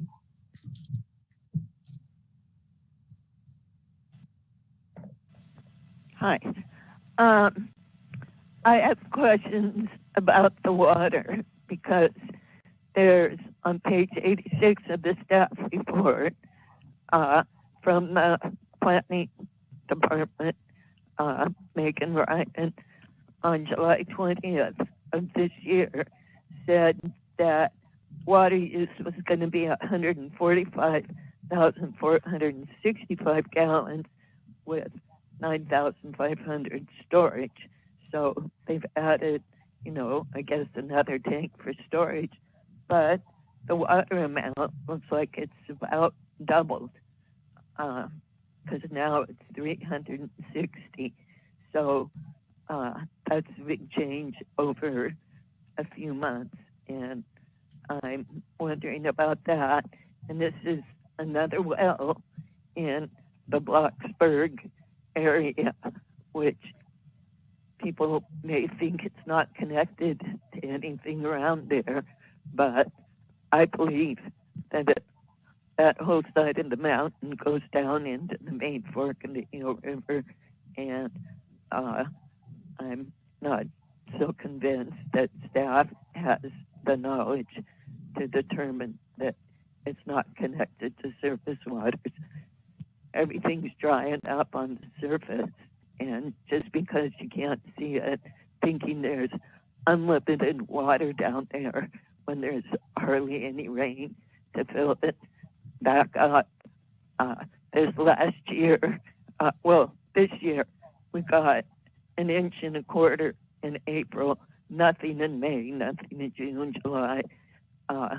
We're not much water to refill up, so I just have reservations about taking more water when you really don't know what's there. Thank you. Thank you, Bonnie. Next caller is 7429.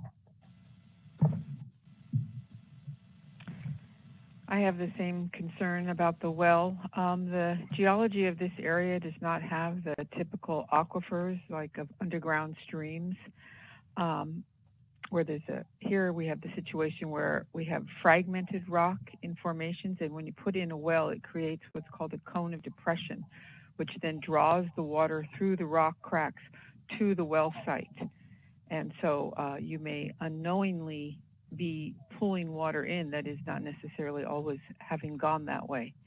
And lately we've been learning that recharge to our whole watershed system happens when water hits the upland areas and then permeates down.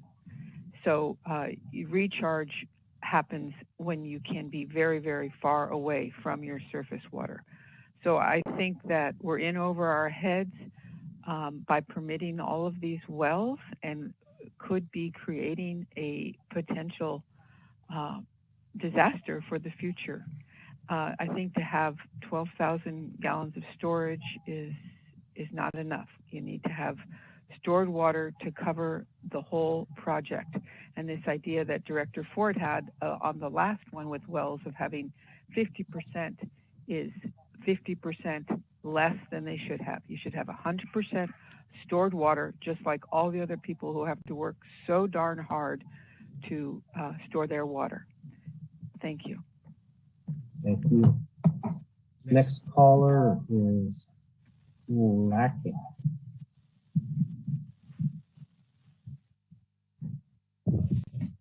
Go ahead. Hi, I'm Jamie Leader. This is my project, and it looks like there was a typo in this wording for LACIC. It should be LASIC. In response to the first point brought up by Bonnie, I want to let the Planning Commission know that the assertion for the 120, I believe it's 120,000 gallons that just got changed in July, that was a typo by our engineer in our CO, in our cultivation operation plan. So no change has occurred in our water usage. It was a typo that was printed incorrectly. So there hasn't been any change in our water usage. And I'd also like to point out that we have two ancient ponds on our property, one at 240,000 gallons of water and another at 72,000 gallons for fire protection and wildlife water to support any of the animals that need water and to use in case there is a fire in our area. And as we speak, those ponds are both full of water. And so I just wanted to let the first person, I believe her name is Bonnie, know that, along with the Planning Commission. And I'm here to answer any other questions you might have.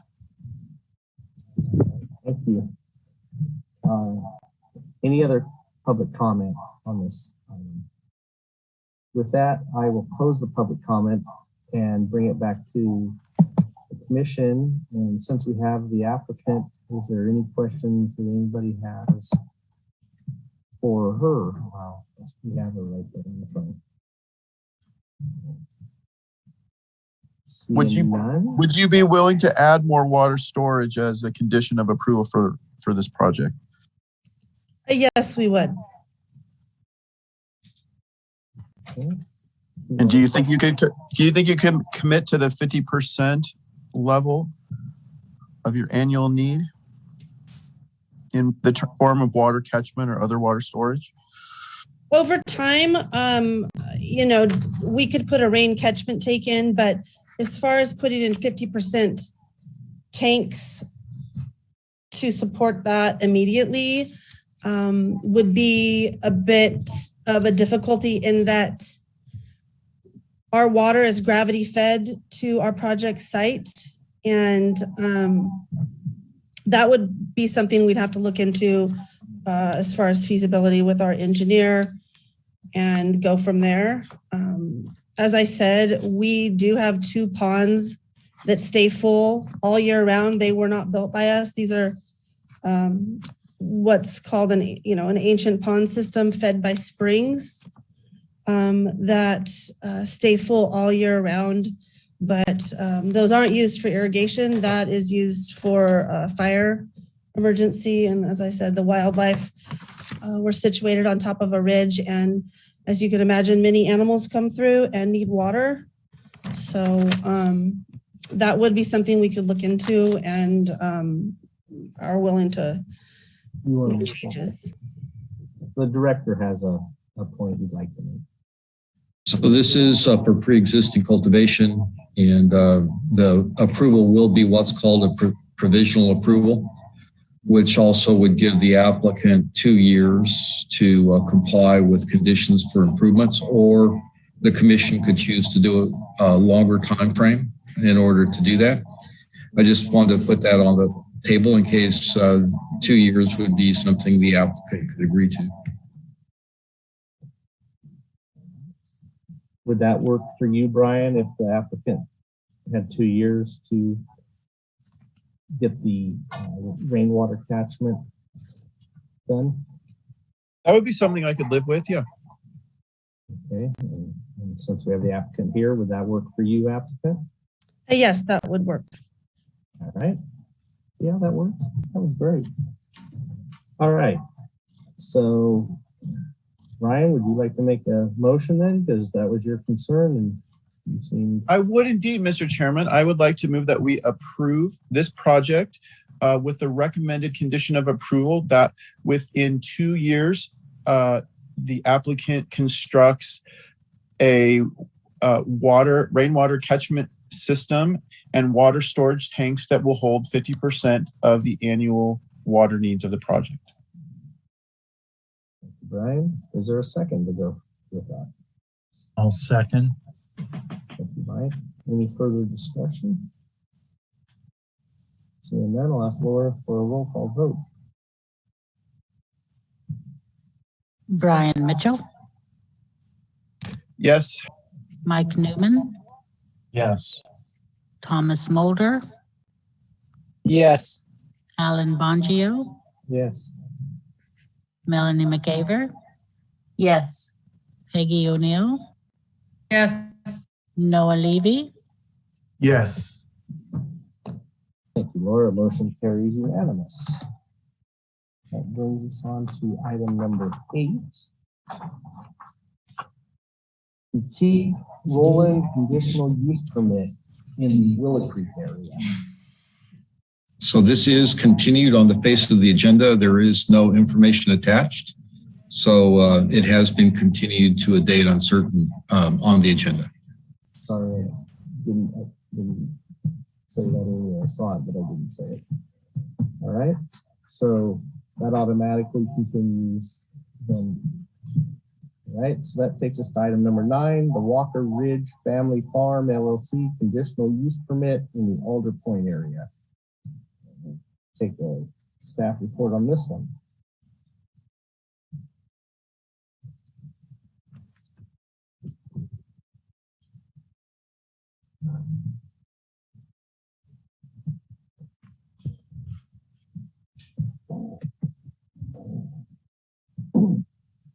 Sorry. Had to unmute myself. Are you able to see my screen? Yes. My name is Byron Turner. I'll be presenting this item. It's Walker Ridge Family Farm. You do have a supplemental information packet provided for this item. It's record number PLN 13029, CUP located at 2705 Bell Springs Road.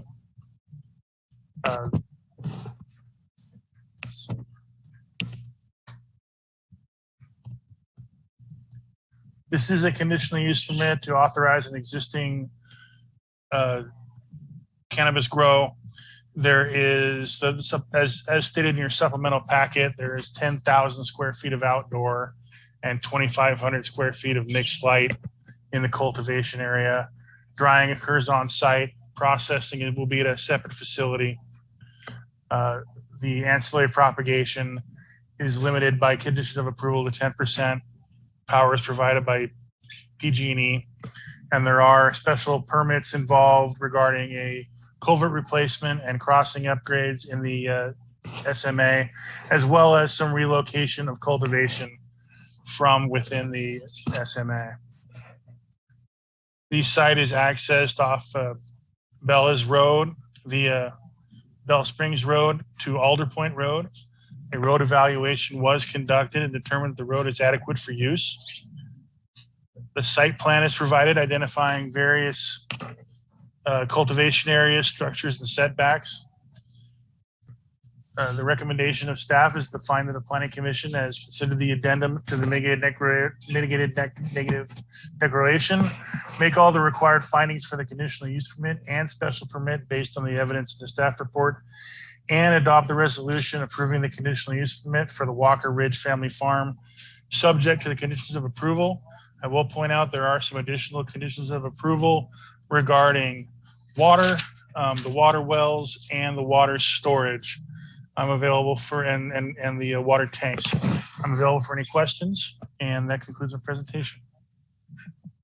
All right. Are there any questions of the commission or staff? I think this one's similar to the other ones that we have just gone over, where 100% of the water is coming from groundwater wells.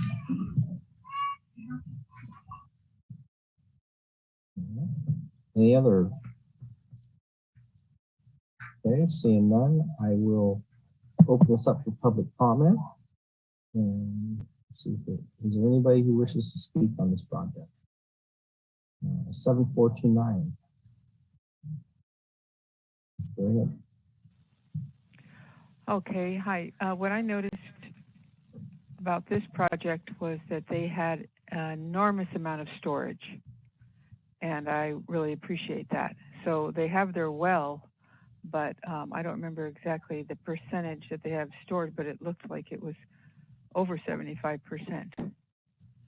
I did want to comment that the Planning Commission meetings and action summaries have not been posted for the public to look at since March. So I don't know how you guys understand what you've permitted with minutes or not, but the public is not does not have access to that. Thank you. Thank you. Just to answer that, we asked the same question last meeting and have been told we will be seeing action summaries very soon. So that was a concern that the commission had as well. Next, public 7108.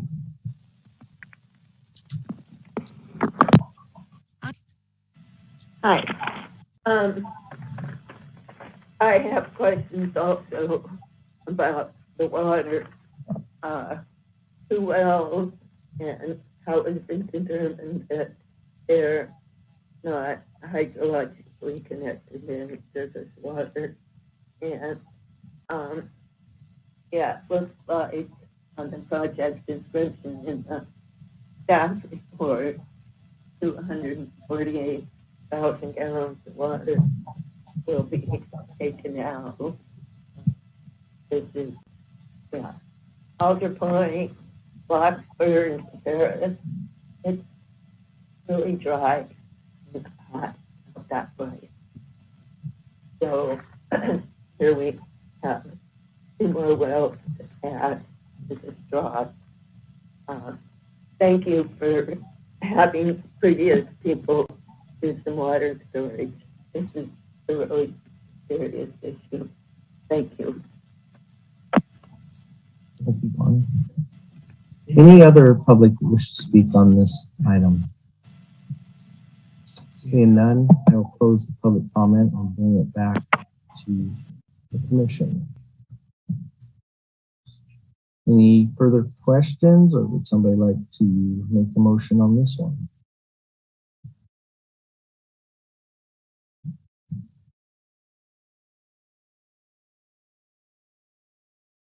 Come on, guys, help me out here.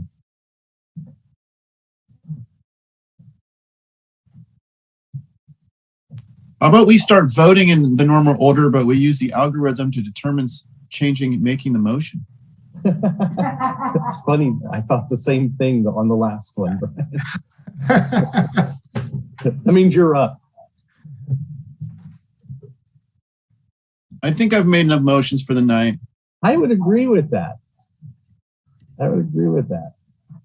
All right, Peggy, it's your turn.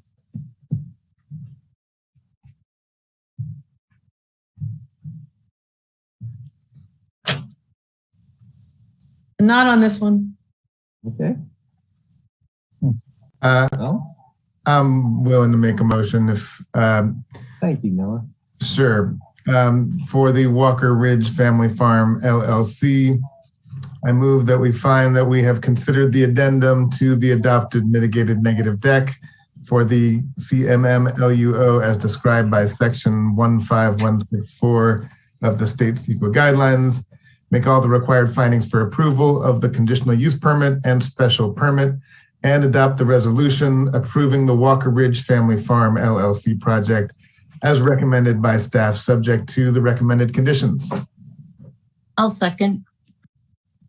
We have a motion, a second. Any further discussion on this? What were the recommended conditions? Is that the update that we received in the supplemental number 1? Yes.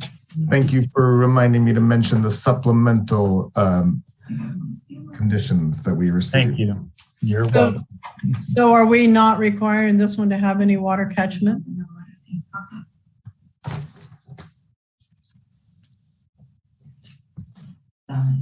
Wasn't part of the motion, but. Yeah, it wasn't part of the motion for this one. So we just pick and choose? I think this project had 75% of its capacity, if I remember hearing right, but I could have mixed up a project. I think that's correct. That's what I heard too. So it has a large amount of storage already. Right. Any further discussion? All right, seeing none, Laura, I'd ask for a roll call vote. Thomas Moore, Yes. Mike Newman, Affirmative. Peggy O'Neill, No. Noah Levy, Yes. Melanie McCaver, Yes. Brian Mitchell, Yes. Alan Bongio, Yes. Motion carries 6-1. All right. Thank you, Laura. That takes us to the next item, which is item number 10. Fertilla LLC conditional use permit in the Edwards. That one's continued. Continue. Huh? Date uncertain. Oh, you're no. Oh, yes. I was looking at the wrong one. You're right. I apologize on that one. That one was continued. So that takes us to number 11, the Furtado Washington Terrace final subdivision and plan unit development permit in the Mckinleyville area.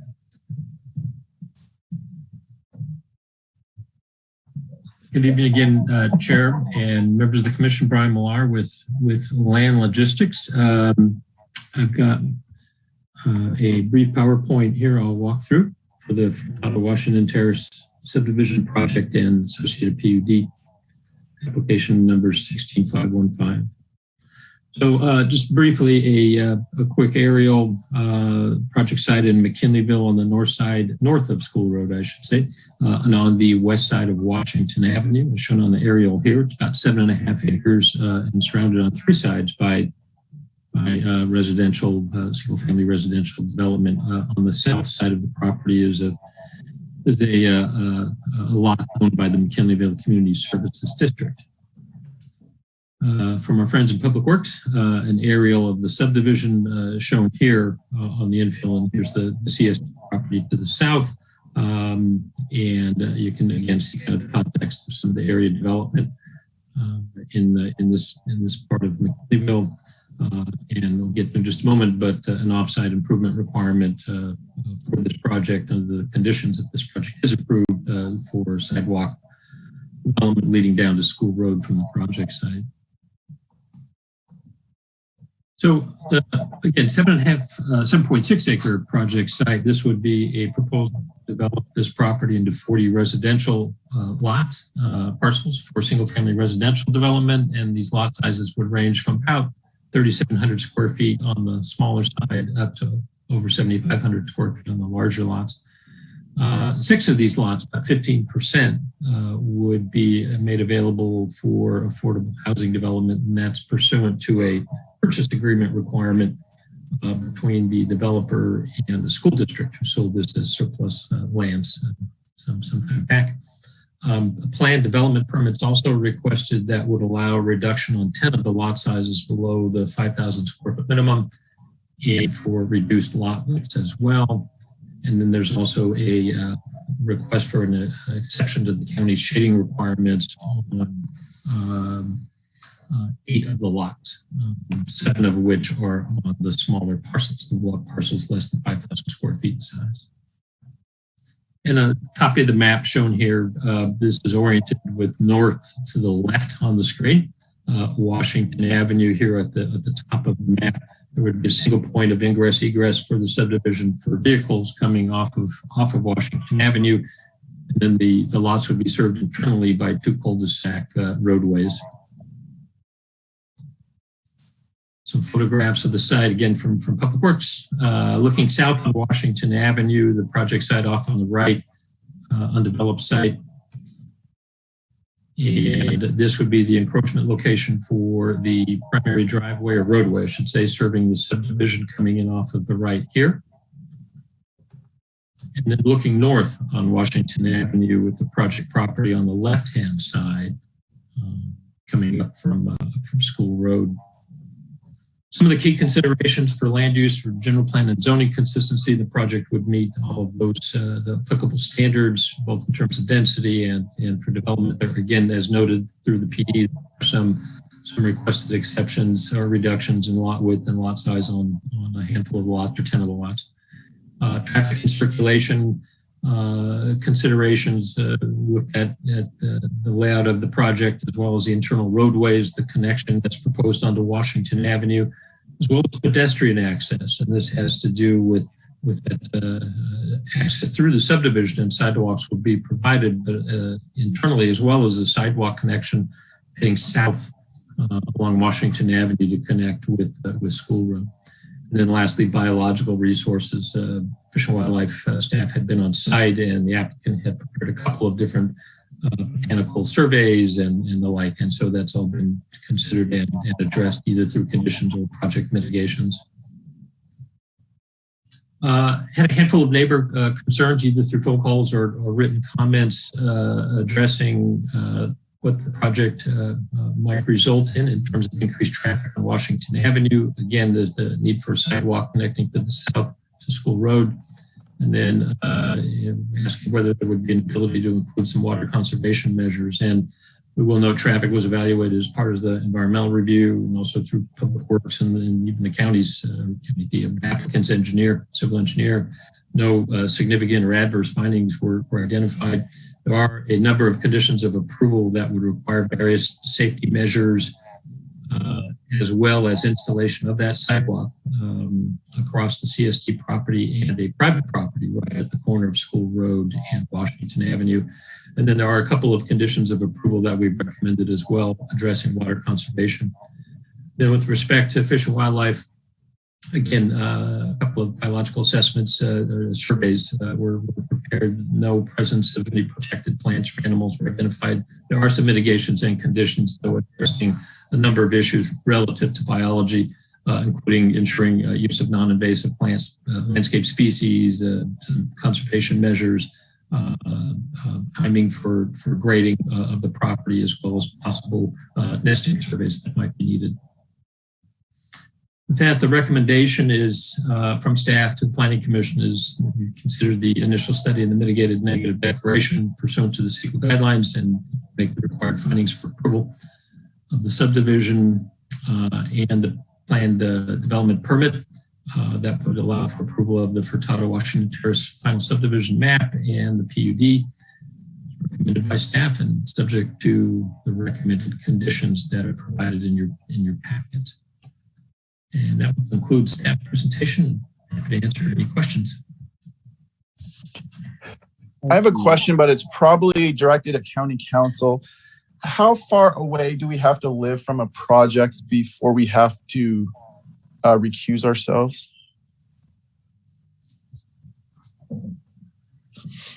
I'll take that. Normally, as long as you're not immediately adjacent to it or that it would have some material impact upon your property, you can live within proximity to it. Okay, so like 400 or 500 feet is not a problem? That would not be a problem. Okay, thank you. Yeah. So asking some other questions. This property... Start, could I clarify one thing? I just want to make sure one thing and correct the recommendation. The recommendation is for the Planning Commission to adopt the mitigated negative declaration. So you need to consider that and take action on it as being adequate. Understood. So I have a question with regards to traffic. You know, this parcel is sort of where all the traffic off of Mckinleyville Avenue has to go right there next to it. There's no sidewalks. And I was wondering what the status of the connection of Mckinleyville Avenue down to the roundabout off of the School Road exit is. I feel like having that connection being completed would really alleviate the traffic and pedestrian safety issues that exist along this project site. I see Bob Bronco is with us and he has his hand up, so I bet he will answer that question. Bob Bronco, Public Works Department. The project will be completing infill sidewalks along the westerly side of Washington Avenue along its entire length. So once Jim's project is fully built out, there will be sidewalk along the entire western leg of Washington Avenue and fully building out the narrow parts of Washington Avenue as well. So that particular road will be made whole as a result of this project. Farther to the west, where the roundabout is located, that is the site where Mckinleyville Avenue will eventually be punched to the north to connect to the existing chunks of Mckinleyville Avenue. That piece of road was originally planned to be constructed with the Santos subdivision. That was a multi-phase subdivision that was approved many years ago. They finalized one phase of the project. Since that time, the tentative map has expired. It's my understanding that the applicant is moving forward with a new tentative map to subdivide that property. And at that point, if your commission decides to go ahead and approve that tentative map, that would then allow for that connection to be completed as that project is built out. Does that answer your question, Brian? Yeah, it does. Thank you. Thank you. Melanie, I see you have your hand up. Yes, thank you. I also have a question for Mr. Bronco. What is the intention of the 1 foot so-called access? The 1 foot non-vehicular access strip is to prevent driveways onto higher order roads, such as Washington Avenue. So some of the lots in the subdivision front 2 roads. They front Washington Avenue, the collector road on the east, and they also front one of the new roads that will be built as part of the subdivision. Access for these homes is proposed to be off the new interior local roads constructed as part of the subdivision. Therefore, to ensure that driveways aren't constructed out onto the Washington Avenue side, a non-vehicular access strip is being proposed along that particular frontage. So it's more of a buffer. Okay, and then I have a couple more questions. So, did you consider putting in at least 2 speed humps, one of which is within 100 meters of the Washington Avenue intersection in order to slow down speed on the turn? Speed humps were not considered as part of this particular project. Okay, and then in terms of bicycle access, was that considered at all? Just even if it's just a sign saying that there is bicycle access, or those little printed bicycle signs on the road? This project will be constructing a portion of the Midtown Trail along its frontage. So there will be a class 1 trail along its frontage that will ultimately connect into the future park that Mckinleyville Community Services District will be building at the corner. At this time, bike lanes are not being proposed along Washington Avenue. Yeah, okay. Thank you. Yeah, Melanie.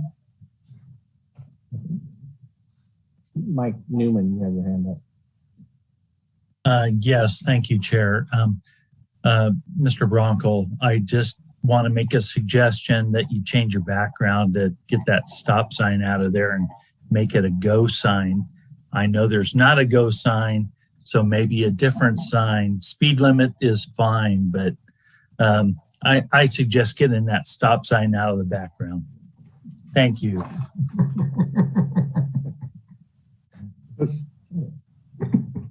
You obviously never worked with Public Works, so Mike. I'm sorry, I had to, Bob. I'm making a suggestion that we don't have stop signs around on anything that is economically driven. So that's all. All right. Thank you, Mike. Any other questions for staff? I just want to support the concept of having bike lanes on Washington. That's such a dangerous road. My daughter and I like to go out and ride bikes sometimes in early morning because you can't do it during the day because there's so much traffic, and that's the most dangerous road of them all. So I don't know why there isn't plans, but if we're putting in new subdivisions, we should start there. I would echo that, Peggy. I completely agree with you.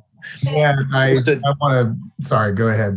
Yeah. I was just saying, almost a daily basis, I have to stop in the middle of Washington Avenue to allow people on skateboards or bicycles to go, because I either have to go into opposing traffic or hit a bicyclist or stop. Those are the 3 options. So this is a really, really problematic area. And I'm not sure that not having bike lanes is a workable solution.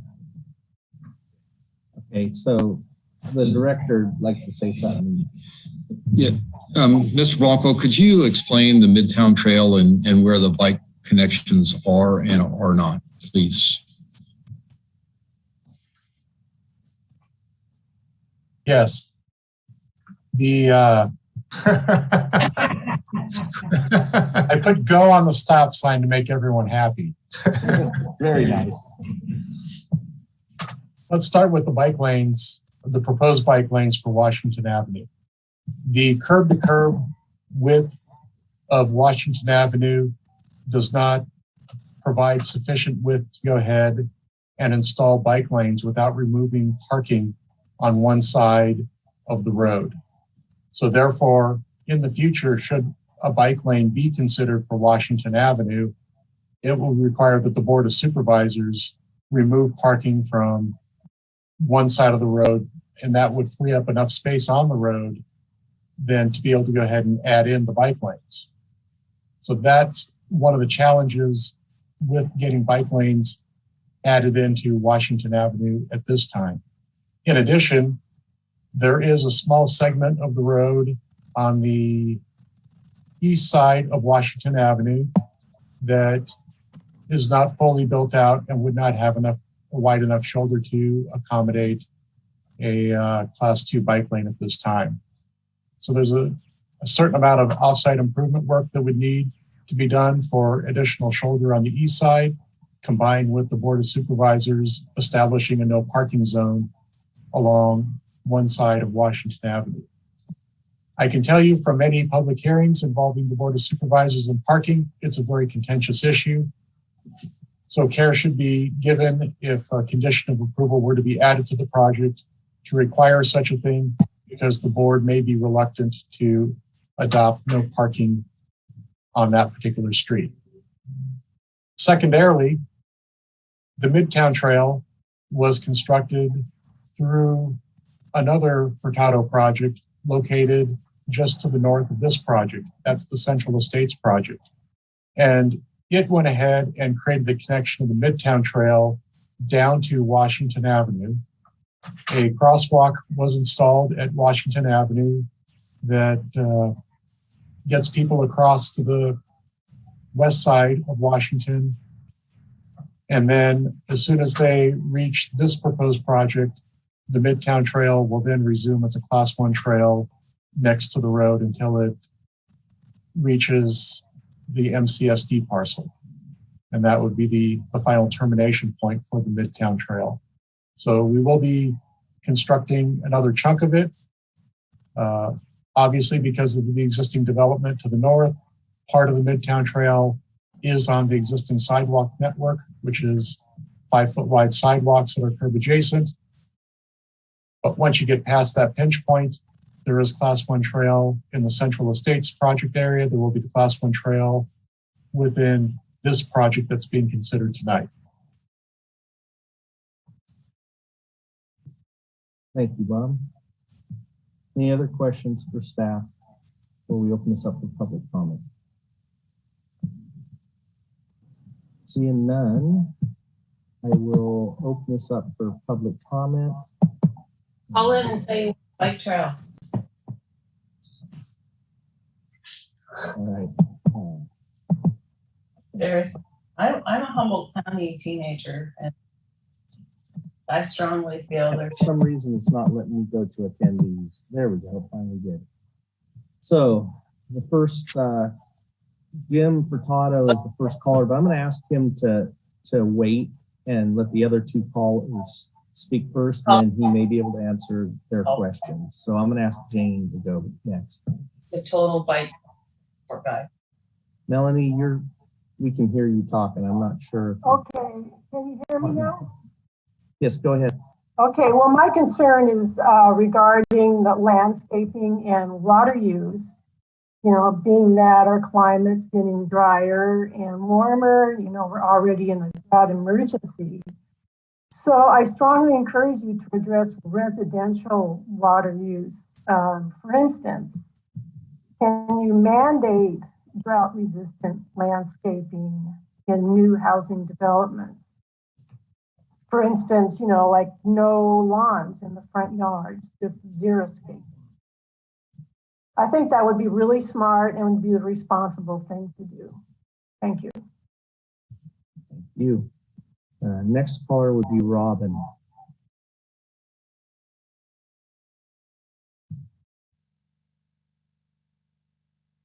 Go ahead, Robin. Star 6 to unmute.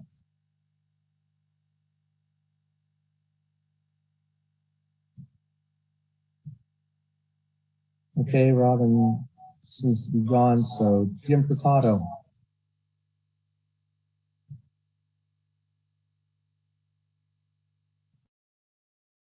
Can you hear me? Yeah, go ahead, Jim. Okay. So let's see. I'll start. I'm in agreement with the conditions in the staff report as written. My engineer, Jacob, I believe is also available to speak tonight to answer questions.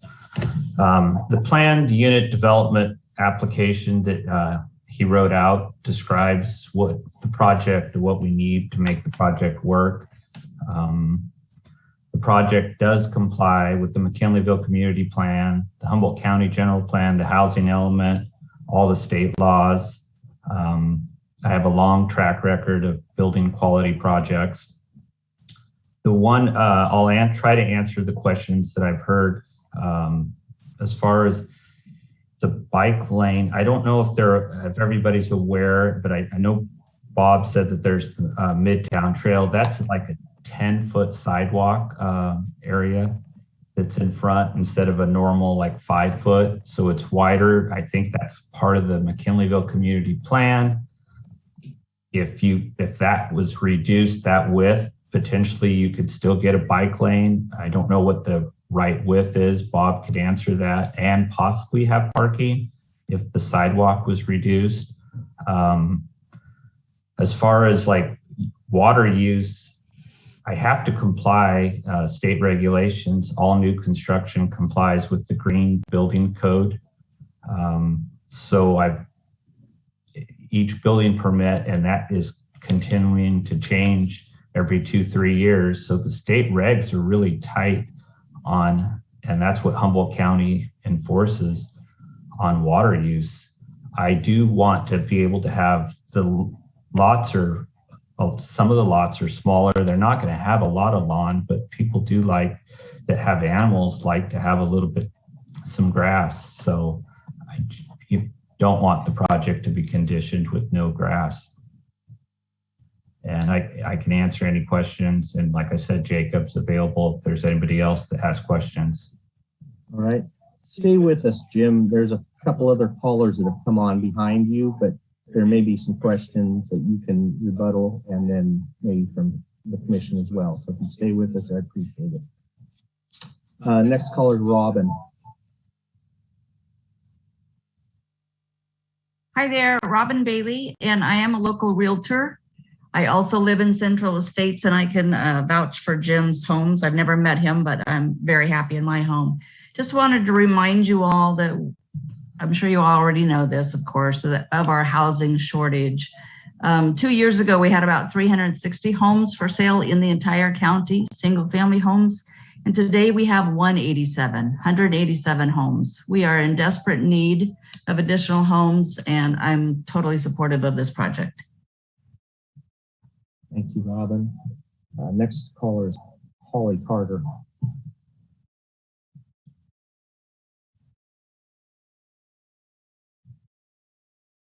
You there, Holly? I am here. I'm new to using this on Zoom, so I didn't know how to unmute. I apologize. Thank you for allowing for public comment as always. And since it has been coming up so frequently, I'm wondering if a storage or rain catchment system could be put in on subdevelopments as well, rather than restrictions. Home use for landscaping or for the home production of food. Home use of water is really important even for outside. So maybe rain catchment off of roofs or storage tanks within the development would be appropriate. Thank you. Thank you. Seeing there's no more public, possibly if the engineer on the project was available, he could explain the state mandates on water and such, the LID program that you have to be enrolled in when you do a subdivision now. It's very restrictive, very difficult, and maybe he can explain that, and that might ease some of the concerns about the water issue. So Jacob, go ahead.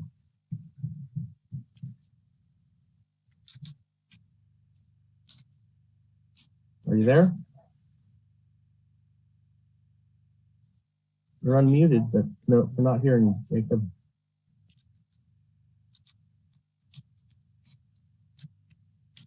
Okay. Jim, would you like to comment on that possibly? Well, okay, yes. So the LID,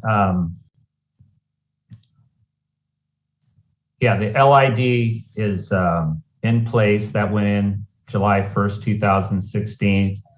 We're catching the water on the front of the lots. There's landscape strips that we'll be planting with drought-resistant plants, native, and then we have the basin. As far as so that's where the water is captured. This project being in Mckinleyville, we get our water from Ruth Lake. I mean, the MCSD, the last time that we had to go on, they had the whole county, state required us to go on water restriction. They actually suffer because we have enough water for these households to take care of it, and they would generate less income. So McKinleyville is not a spot that is short on water, even though I know we are in a drought. And like I said, there's not a ton of yard to use water.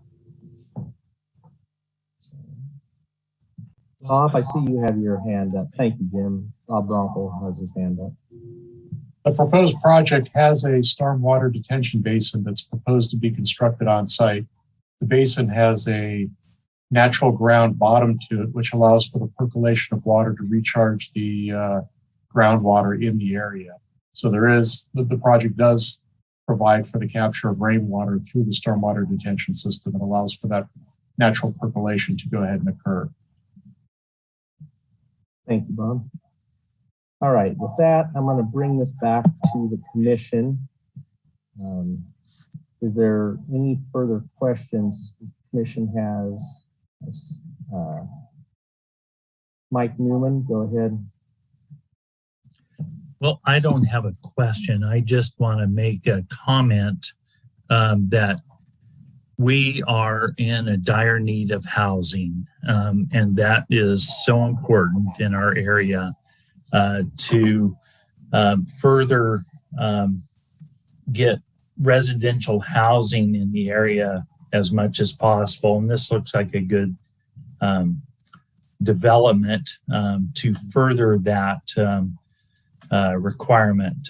So I would be ready to make a motion at some point.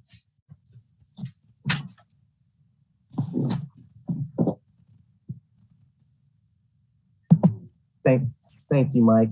I'm sorry the director was talking to the side.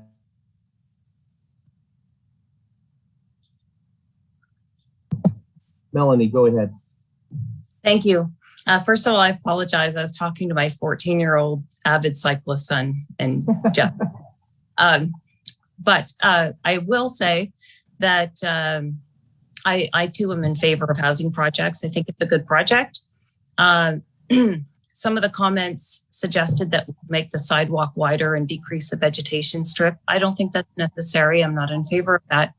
I would, however, like to see the 2 speed humps, or at least at a minimum 1, within 100 meters of the Washington intersection. It's not a costly condition. And then also not a bicycle lane perhaps, but some sort of sign, whether it be on the road or sticking up from the road, indicating that there is at least bicycle access. So drivers know that they have to share the road with bicyclists. And that's it. No. Is there anybody else that wishes to speak? That all makes sense to me, Mr. Chairman. Still very concerned about the confluence of factors in this site, but they really aren't the fault of the developer, and we shouldn't put them on the developer to correct. I would support, writing a letter, including with this, passing this as mentioned, a letter to the Board of Supervisors potentially encouraging them to take out the parking on the east side of Washington to create a bike lane, or even using some Measure Z funds to alleviate this particular safety concern. But I'm not going to hold up. Jim really does a great job building affordable housing, and I'm going to support it. Okay. Any other commissioners that like to speak? Go ahead. Oh, sorry. I just wanted to voice my support for what Brian just said about additionally sending a letter to the supervisors recommending that they consider a bike lane along Washington. Okay. I'd like to comment. I usually like to wait to the end. I have two thoughts on this.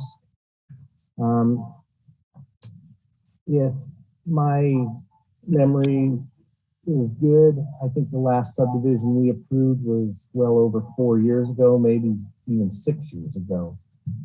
And it would have been Sydney Court up on top of Pine Hill. That tells you how bad things are housing wise in Humboldt County when we haven't permitted a subdivision. Second point is, you will find no better developer than Jim Furtado in Humboldt County. He is the standard that everybody else looks up to. A great friend, great guy, and he's very respected in this community. That being said, I do not want to put any more conditions on him for the subdivision. He's did everything that he's been asked to by the county, and I think we should respect that. We do it. We try to back the county in all the cannabis things. We do add some conditions, but we always hear the word affordable housing, and I always say there's no such thing as affordable housing, but if we want to keep it somewhat affordable, we're going to have to not make it any tougher than it is. I like the idea of sending a letter to the supervisors saying that, if they've got some funding available, whatever it is to use there, to use it. But I do not want to add anything to the developer. If it doesn't speak volumes that it's the only subdivision that's been done in 6 years, it should be throwing up red flags why development isn't happening in this county. I mean, it's terrible. So I'm prepared to make a motion, but I want to second what somebody else said about. Oh, I'm sorry. I thought you were done. You said 10 minutes is all we have on each item, so I was cutting you off. Oh, sorry. It was a joke. Thanks for watching the clock. I do appreciate that.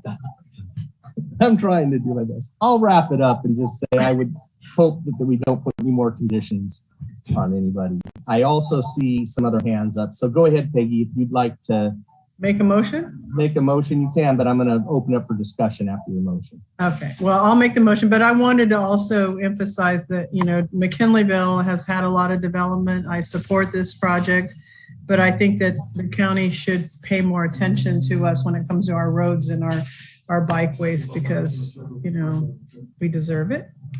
I'd like to make a motion that we adopt the mitigated negative declaration and the mitigation monitoring and reporting program prepared. Make sure I'm on the right one for the project consistent with the requirements of CEQA, make all the required findings for approval of the final subdivision planned unit development permit, and adopt the resolution approving the Furtado Washington Terrace project subject to the recommended conditions. Thank you, Peggy. So we have a motion. Do we have a second for that motion? Second. We have a second. And I open this up for any further discussion. I see Thomas has his hand up at least. Can I go, Chair? Yes, go ahead. Go ahead, Thomas. My question to staff is, I was actually leaning towards, after hearing you say this is the first subdivision in like 4 to 6 years, what restrictions can we take away, or conditions of approval can we legally take away to make it more affordable, especially with the housing crisis? So that's where I'm leaning. It's a discussion we have all the time. Just to be clear, this is a motion that does not include the speed hump requested by Melanie. Is that correct? That's correct. That was not part of the motion. Okay, just clarifying. Thank you. Any further discussion on the motion in a second? Can we include sending a letter to the Board of Supervisors, alerting them to the issues that we brought up and asking them to consider either removing the parking and creating a bike lane or spending some available funding to do further pedestrian safety improvements in this area?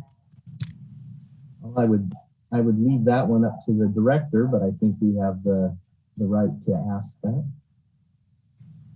Be happy to do that if that's what the commission's pleasure is, and if the motion maker would like to just include that in the motion, and if it's an affirmative, we will make sure that that letter gets sent.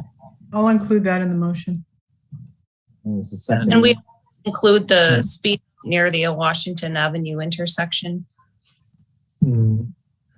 I'll agree to before, but not that as the second. Yeah, I'm not supportive of the speed bump either. All right. If we just say pedestrian and bicycle safety, you know, they could consider that as part of that. That's up to them. Mm-hmm. Okay, I call for the question, Mr. Chairman. Okay. Well, is the maker of the motion good with that? You're saying you're good with not including that? Yeah, not including the speed bump, but including the letter. You know, I think Mckinleyville has, you know, had tremendous growth and, you know, pays a lot of taxes, and we deserve a lot more than we're getting. All right, thank you. So with that, I will ask Laura to do a roll Chair, call. Chair, Yes. Chair Bongio, I put my Yes. hand back up after this. Oh, I'm added sorry. I language. thought that was just up from before. I apologize.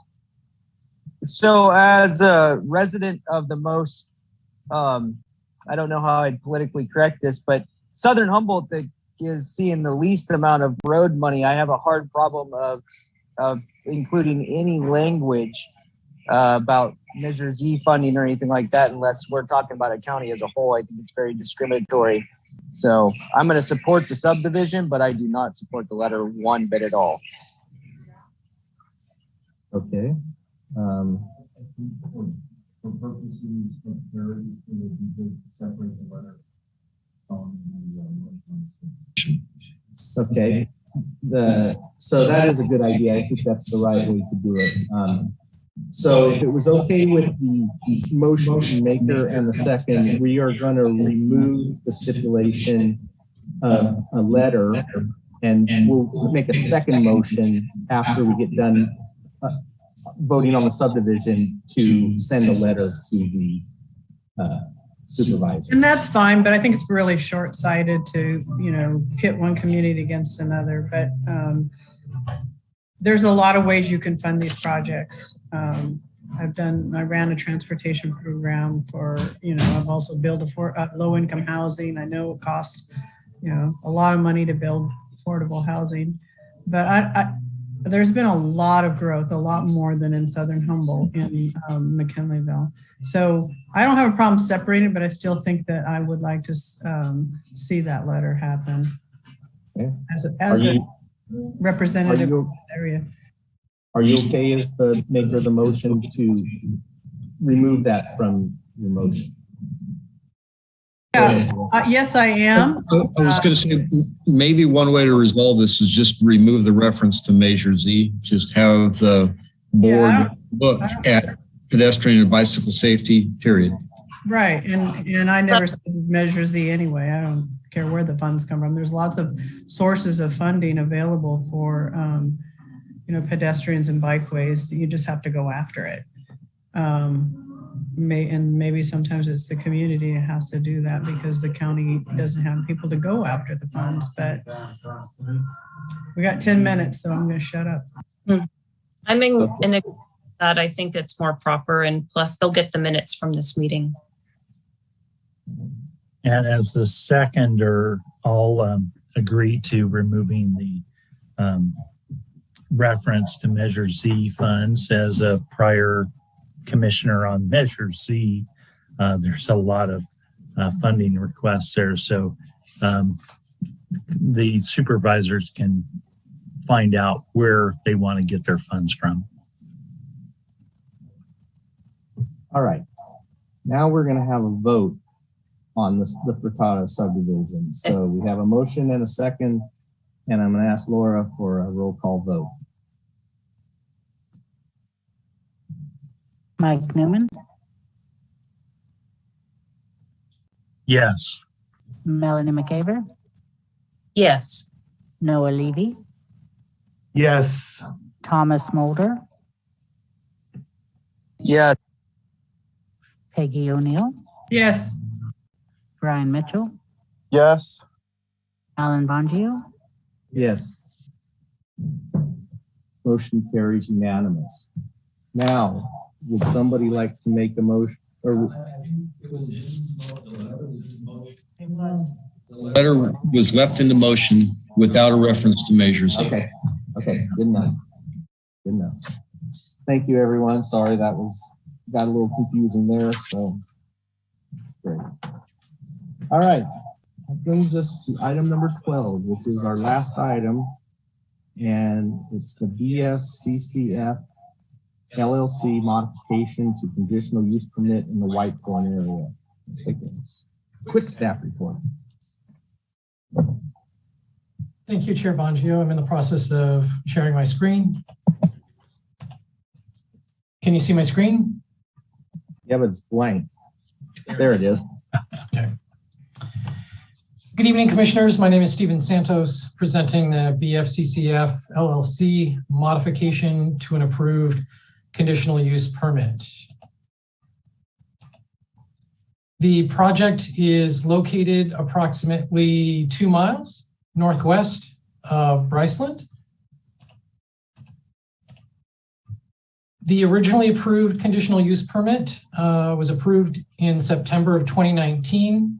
Among the entitlements was 16,440 square feet of outdoor cultivation, 3,925 square feet of ancillary propagation, and construction of a new 400 square foot building. I highlight these 3 elements of the original approval because they are what is affected by the modification. The modification will reduce cultivation by 3,243 square feet for a commercial nursery of equal size in the same location. This represents phase 1 of the commercial nursery implementation. The modification also increases the new building size from 400 square feet to 1,600 square feet for future commercial nursery implementation, referred to as phase 2 of the commercial nursery. The modification also reduces ancillary propagation by 1,012 square feet for a cannabis research garden of equal size in the same location.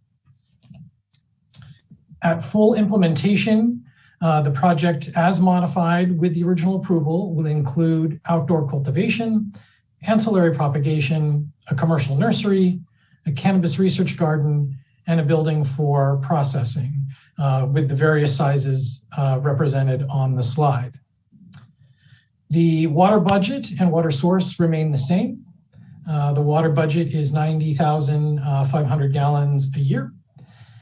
There will be no grading or tree removal required to implement the modification. And the commercial nursery will result in 1 additional vehicle round trip per week. This project was referred to Public Works, which recommended approval without comment. Here is a copy of the plot plan. 1.5 greenhouses up in this quadrant is where the ancillary propagation space will be converted to a research garden. And then down here in the southeast corner, this is the cultivation area that will become the commercial nursery area.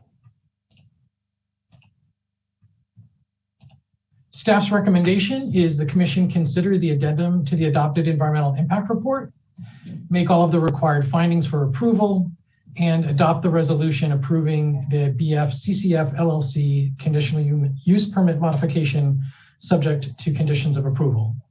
I'm available for questions. Thank you, Stephen. Any questions? Thomas Molden. So I'm curious, we've talked about this 10% ancillary propagation, and if my mental math, that was about 20% ancillary propagation that was approved on this project originally. So I'm just confused how this project, if so, is allowed and then other cultivators are restricted. Through the chair, that is a correct observation. In September of 2019, your commission sought fit to grant an ancillary nursery space of approximately 23% of the cultivation size.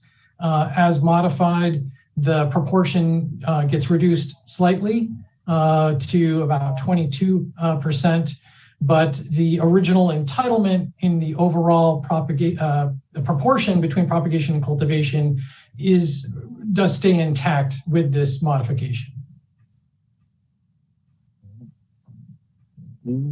Thank you for that. Just Thank you, Thomas. Melanie? Thank you. Yes, I'm just wanting to clarify that the app will be using the double mesh bags to control for pollen for the genetics aspect of the research garden.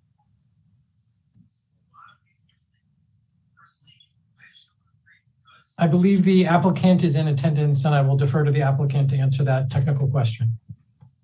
Okay. Is the applicant with us? If so, go ahead. Raise your hand if you're with us. I'm not seeing any hands go up. So, oh, there we go. Diana, go ahead.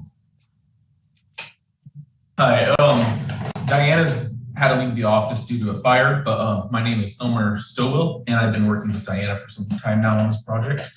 And me and Ted went over with Stephen on this, that he would be also adding a secondary structure inside of the greenhouses for the commercial nursery to keep the pollen inside, so it wouldn't affect anything else. Okay. Okay, so greenhouse can. Yeah. Thank you very much. Thank you. Why don't you stay with us just in case there's any other questions that maybe you need to field. Okay, yeah, I'll be here. Thank you. Thomas, you have your hand back up, I think, unless it's still I just put it back up. I just wanted to point out too, the fact that this cultivator is also cultivating. I would be under the impression that they would not want to accidentally pollinate their own crop as well. So they would probably take a lot of measures to avoid pollen drift. All right, thank you. Any other questions from the commission? Melanie, go ahead. Oh, I'm prepared to make a motion. Well, I have to open it up for public. Oh, right. So. Okay, I'll save it. But I'll come back and hold you to that. All right. All right. I was curious as to what percentage of water catchment. It mentions it in the water source, but it doesn't really talk too much about it. It says 2 permitted wells that are disconnected from water bodies in addition to rainwater catchment, but it doesn't really define it.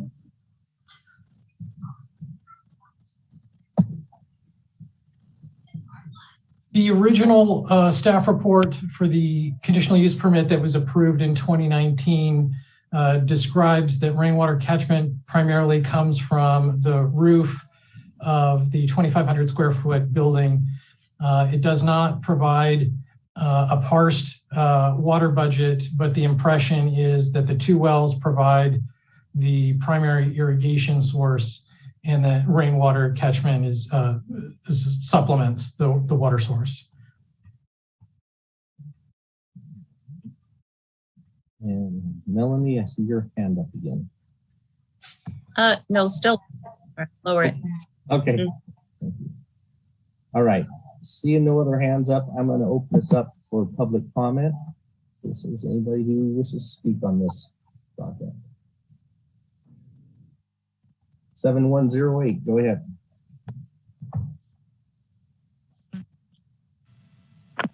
Hi. Quick question. The ancillary propagation area, is that going to be 10% or is that going to be more? And it looks like I'm not seeing where there's any water storage. And this is again a couple wells. Okay, those are my concerns. Thanks. Thank you. So is there any other public? If not, I'm going to close the public comment. And would staff like to answer her Bonnie's question? She asked the question about the 10%, or is there more? And I think you already answered that. So yeah, it sounded like there was two questions or two concerns. The first one had to do with the percentage of the ancillary propagation area. As discussed a few moments ago, the original approval by the commission in 2019 approved 23.9% ancillary propagation space, and if approved, the modification would reduce that slightly to 22%. The second issue that was raised by that caller had to do with water storage. And under the existing approval, there's a total at full installation of all the proposed tanks will be 110,500 gallons, 110,500 gallons of water storage total. And again, the annual water budget is 90,500. So their water storage is in excess of 100% of their annual water budget. Thank you. Through the chair, I just want to kind of add a little bit of framing here. This is a modification of an approved project that was, as Mr. Santos mentioned, approved 2 years ago. And so the modification is actually reducing the total amount of cultivation area and reducing the amount of propagation area. And so that's what you're being asked to consider tonight, is not the previously approved project, but the modification. Thank you. All right, so I'm going to bring this back to the commission. Is there any further discussion on this?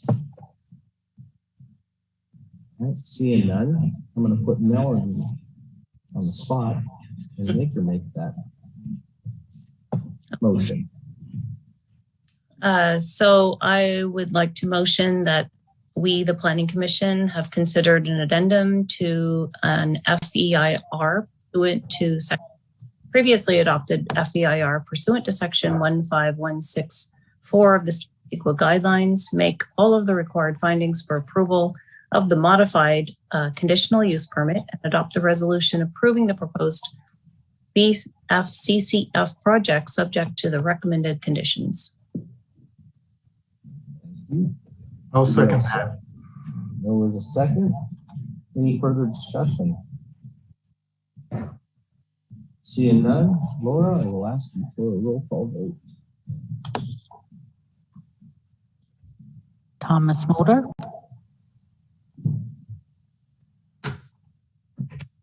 Yes. Alan Bongio, Yes. Brian Mitchell, Yes. Noah Leaf, Yes. Melanie McGaver, Yes. Peggy O'Neill, Yes. Mike Newman. Oh boy, I'm the last one today. Yes. Okay. Motion carries unanimous. And with that, people, we got through 12 projects tonight. I win a buck, Director. Yeah. Just joking. We didn't have a bet.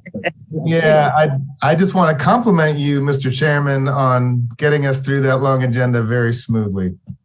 It wasn't me. It was Peggy telling me I was going over time. All right. Anything that we want to discuss before we adjourn? Director, any thoughts? I don't have anything to add tonight, other than to say it was a very good meeting. So the Yeah, next meeting is when? September 2nd. 2 weeks? Yeah. What's that all about? All right. All right, everybody. Thank Everybody you. have fun next Thursday, everybody. Good night. All right. Good night.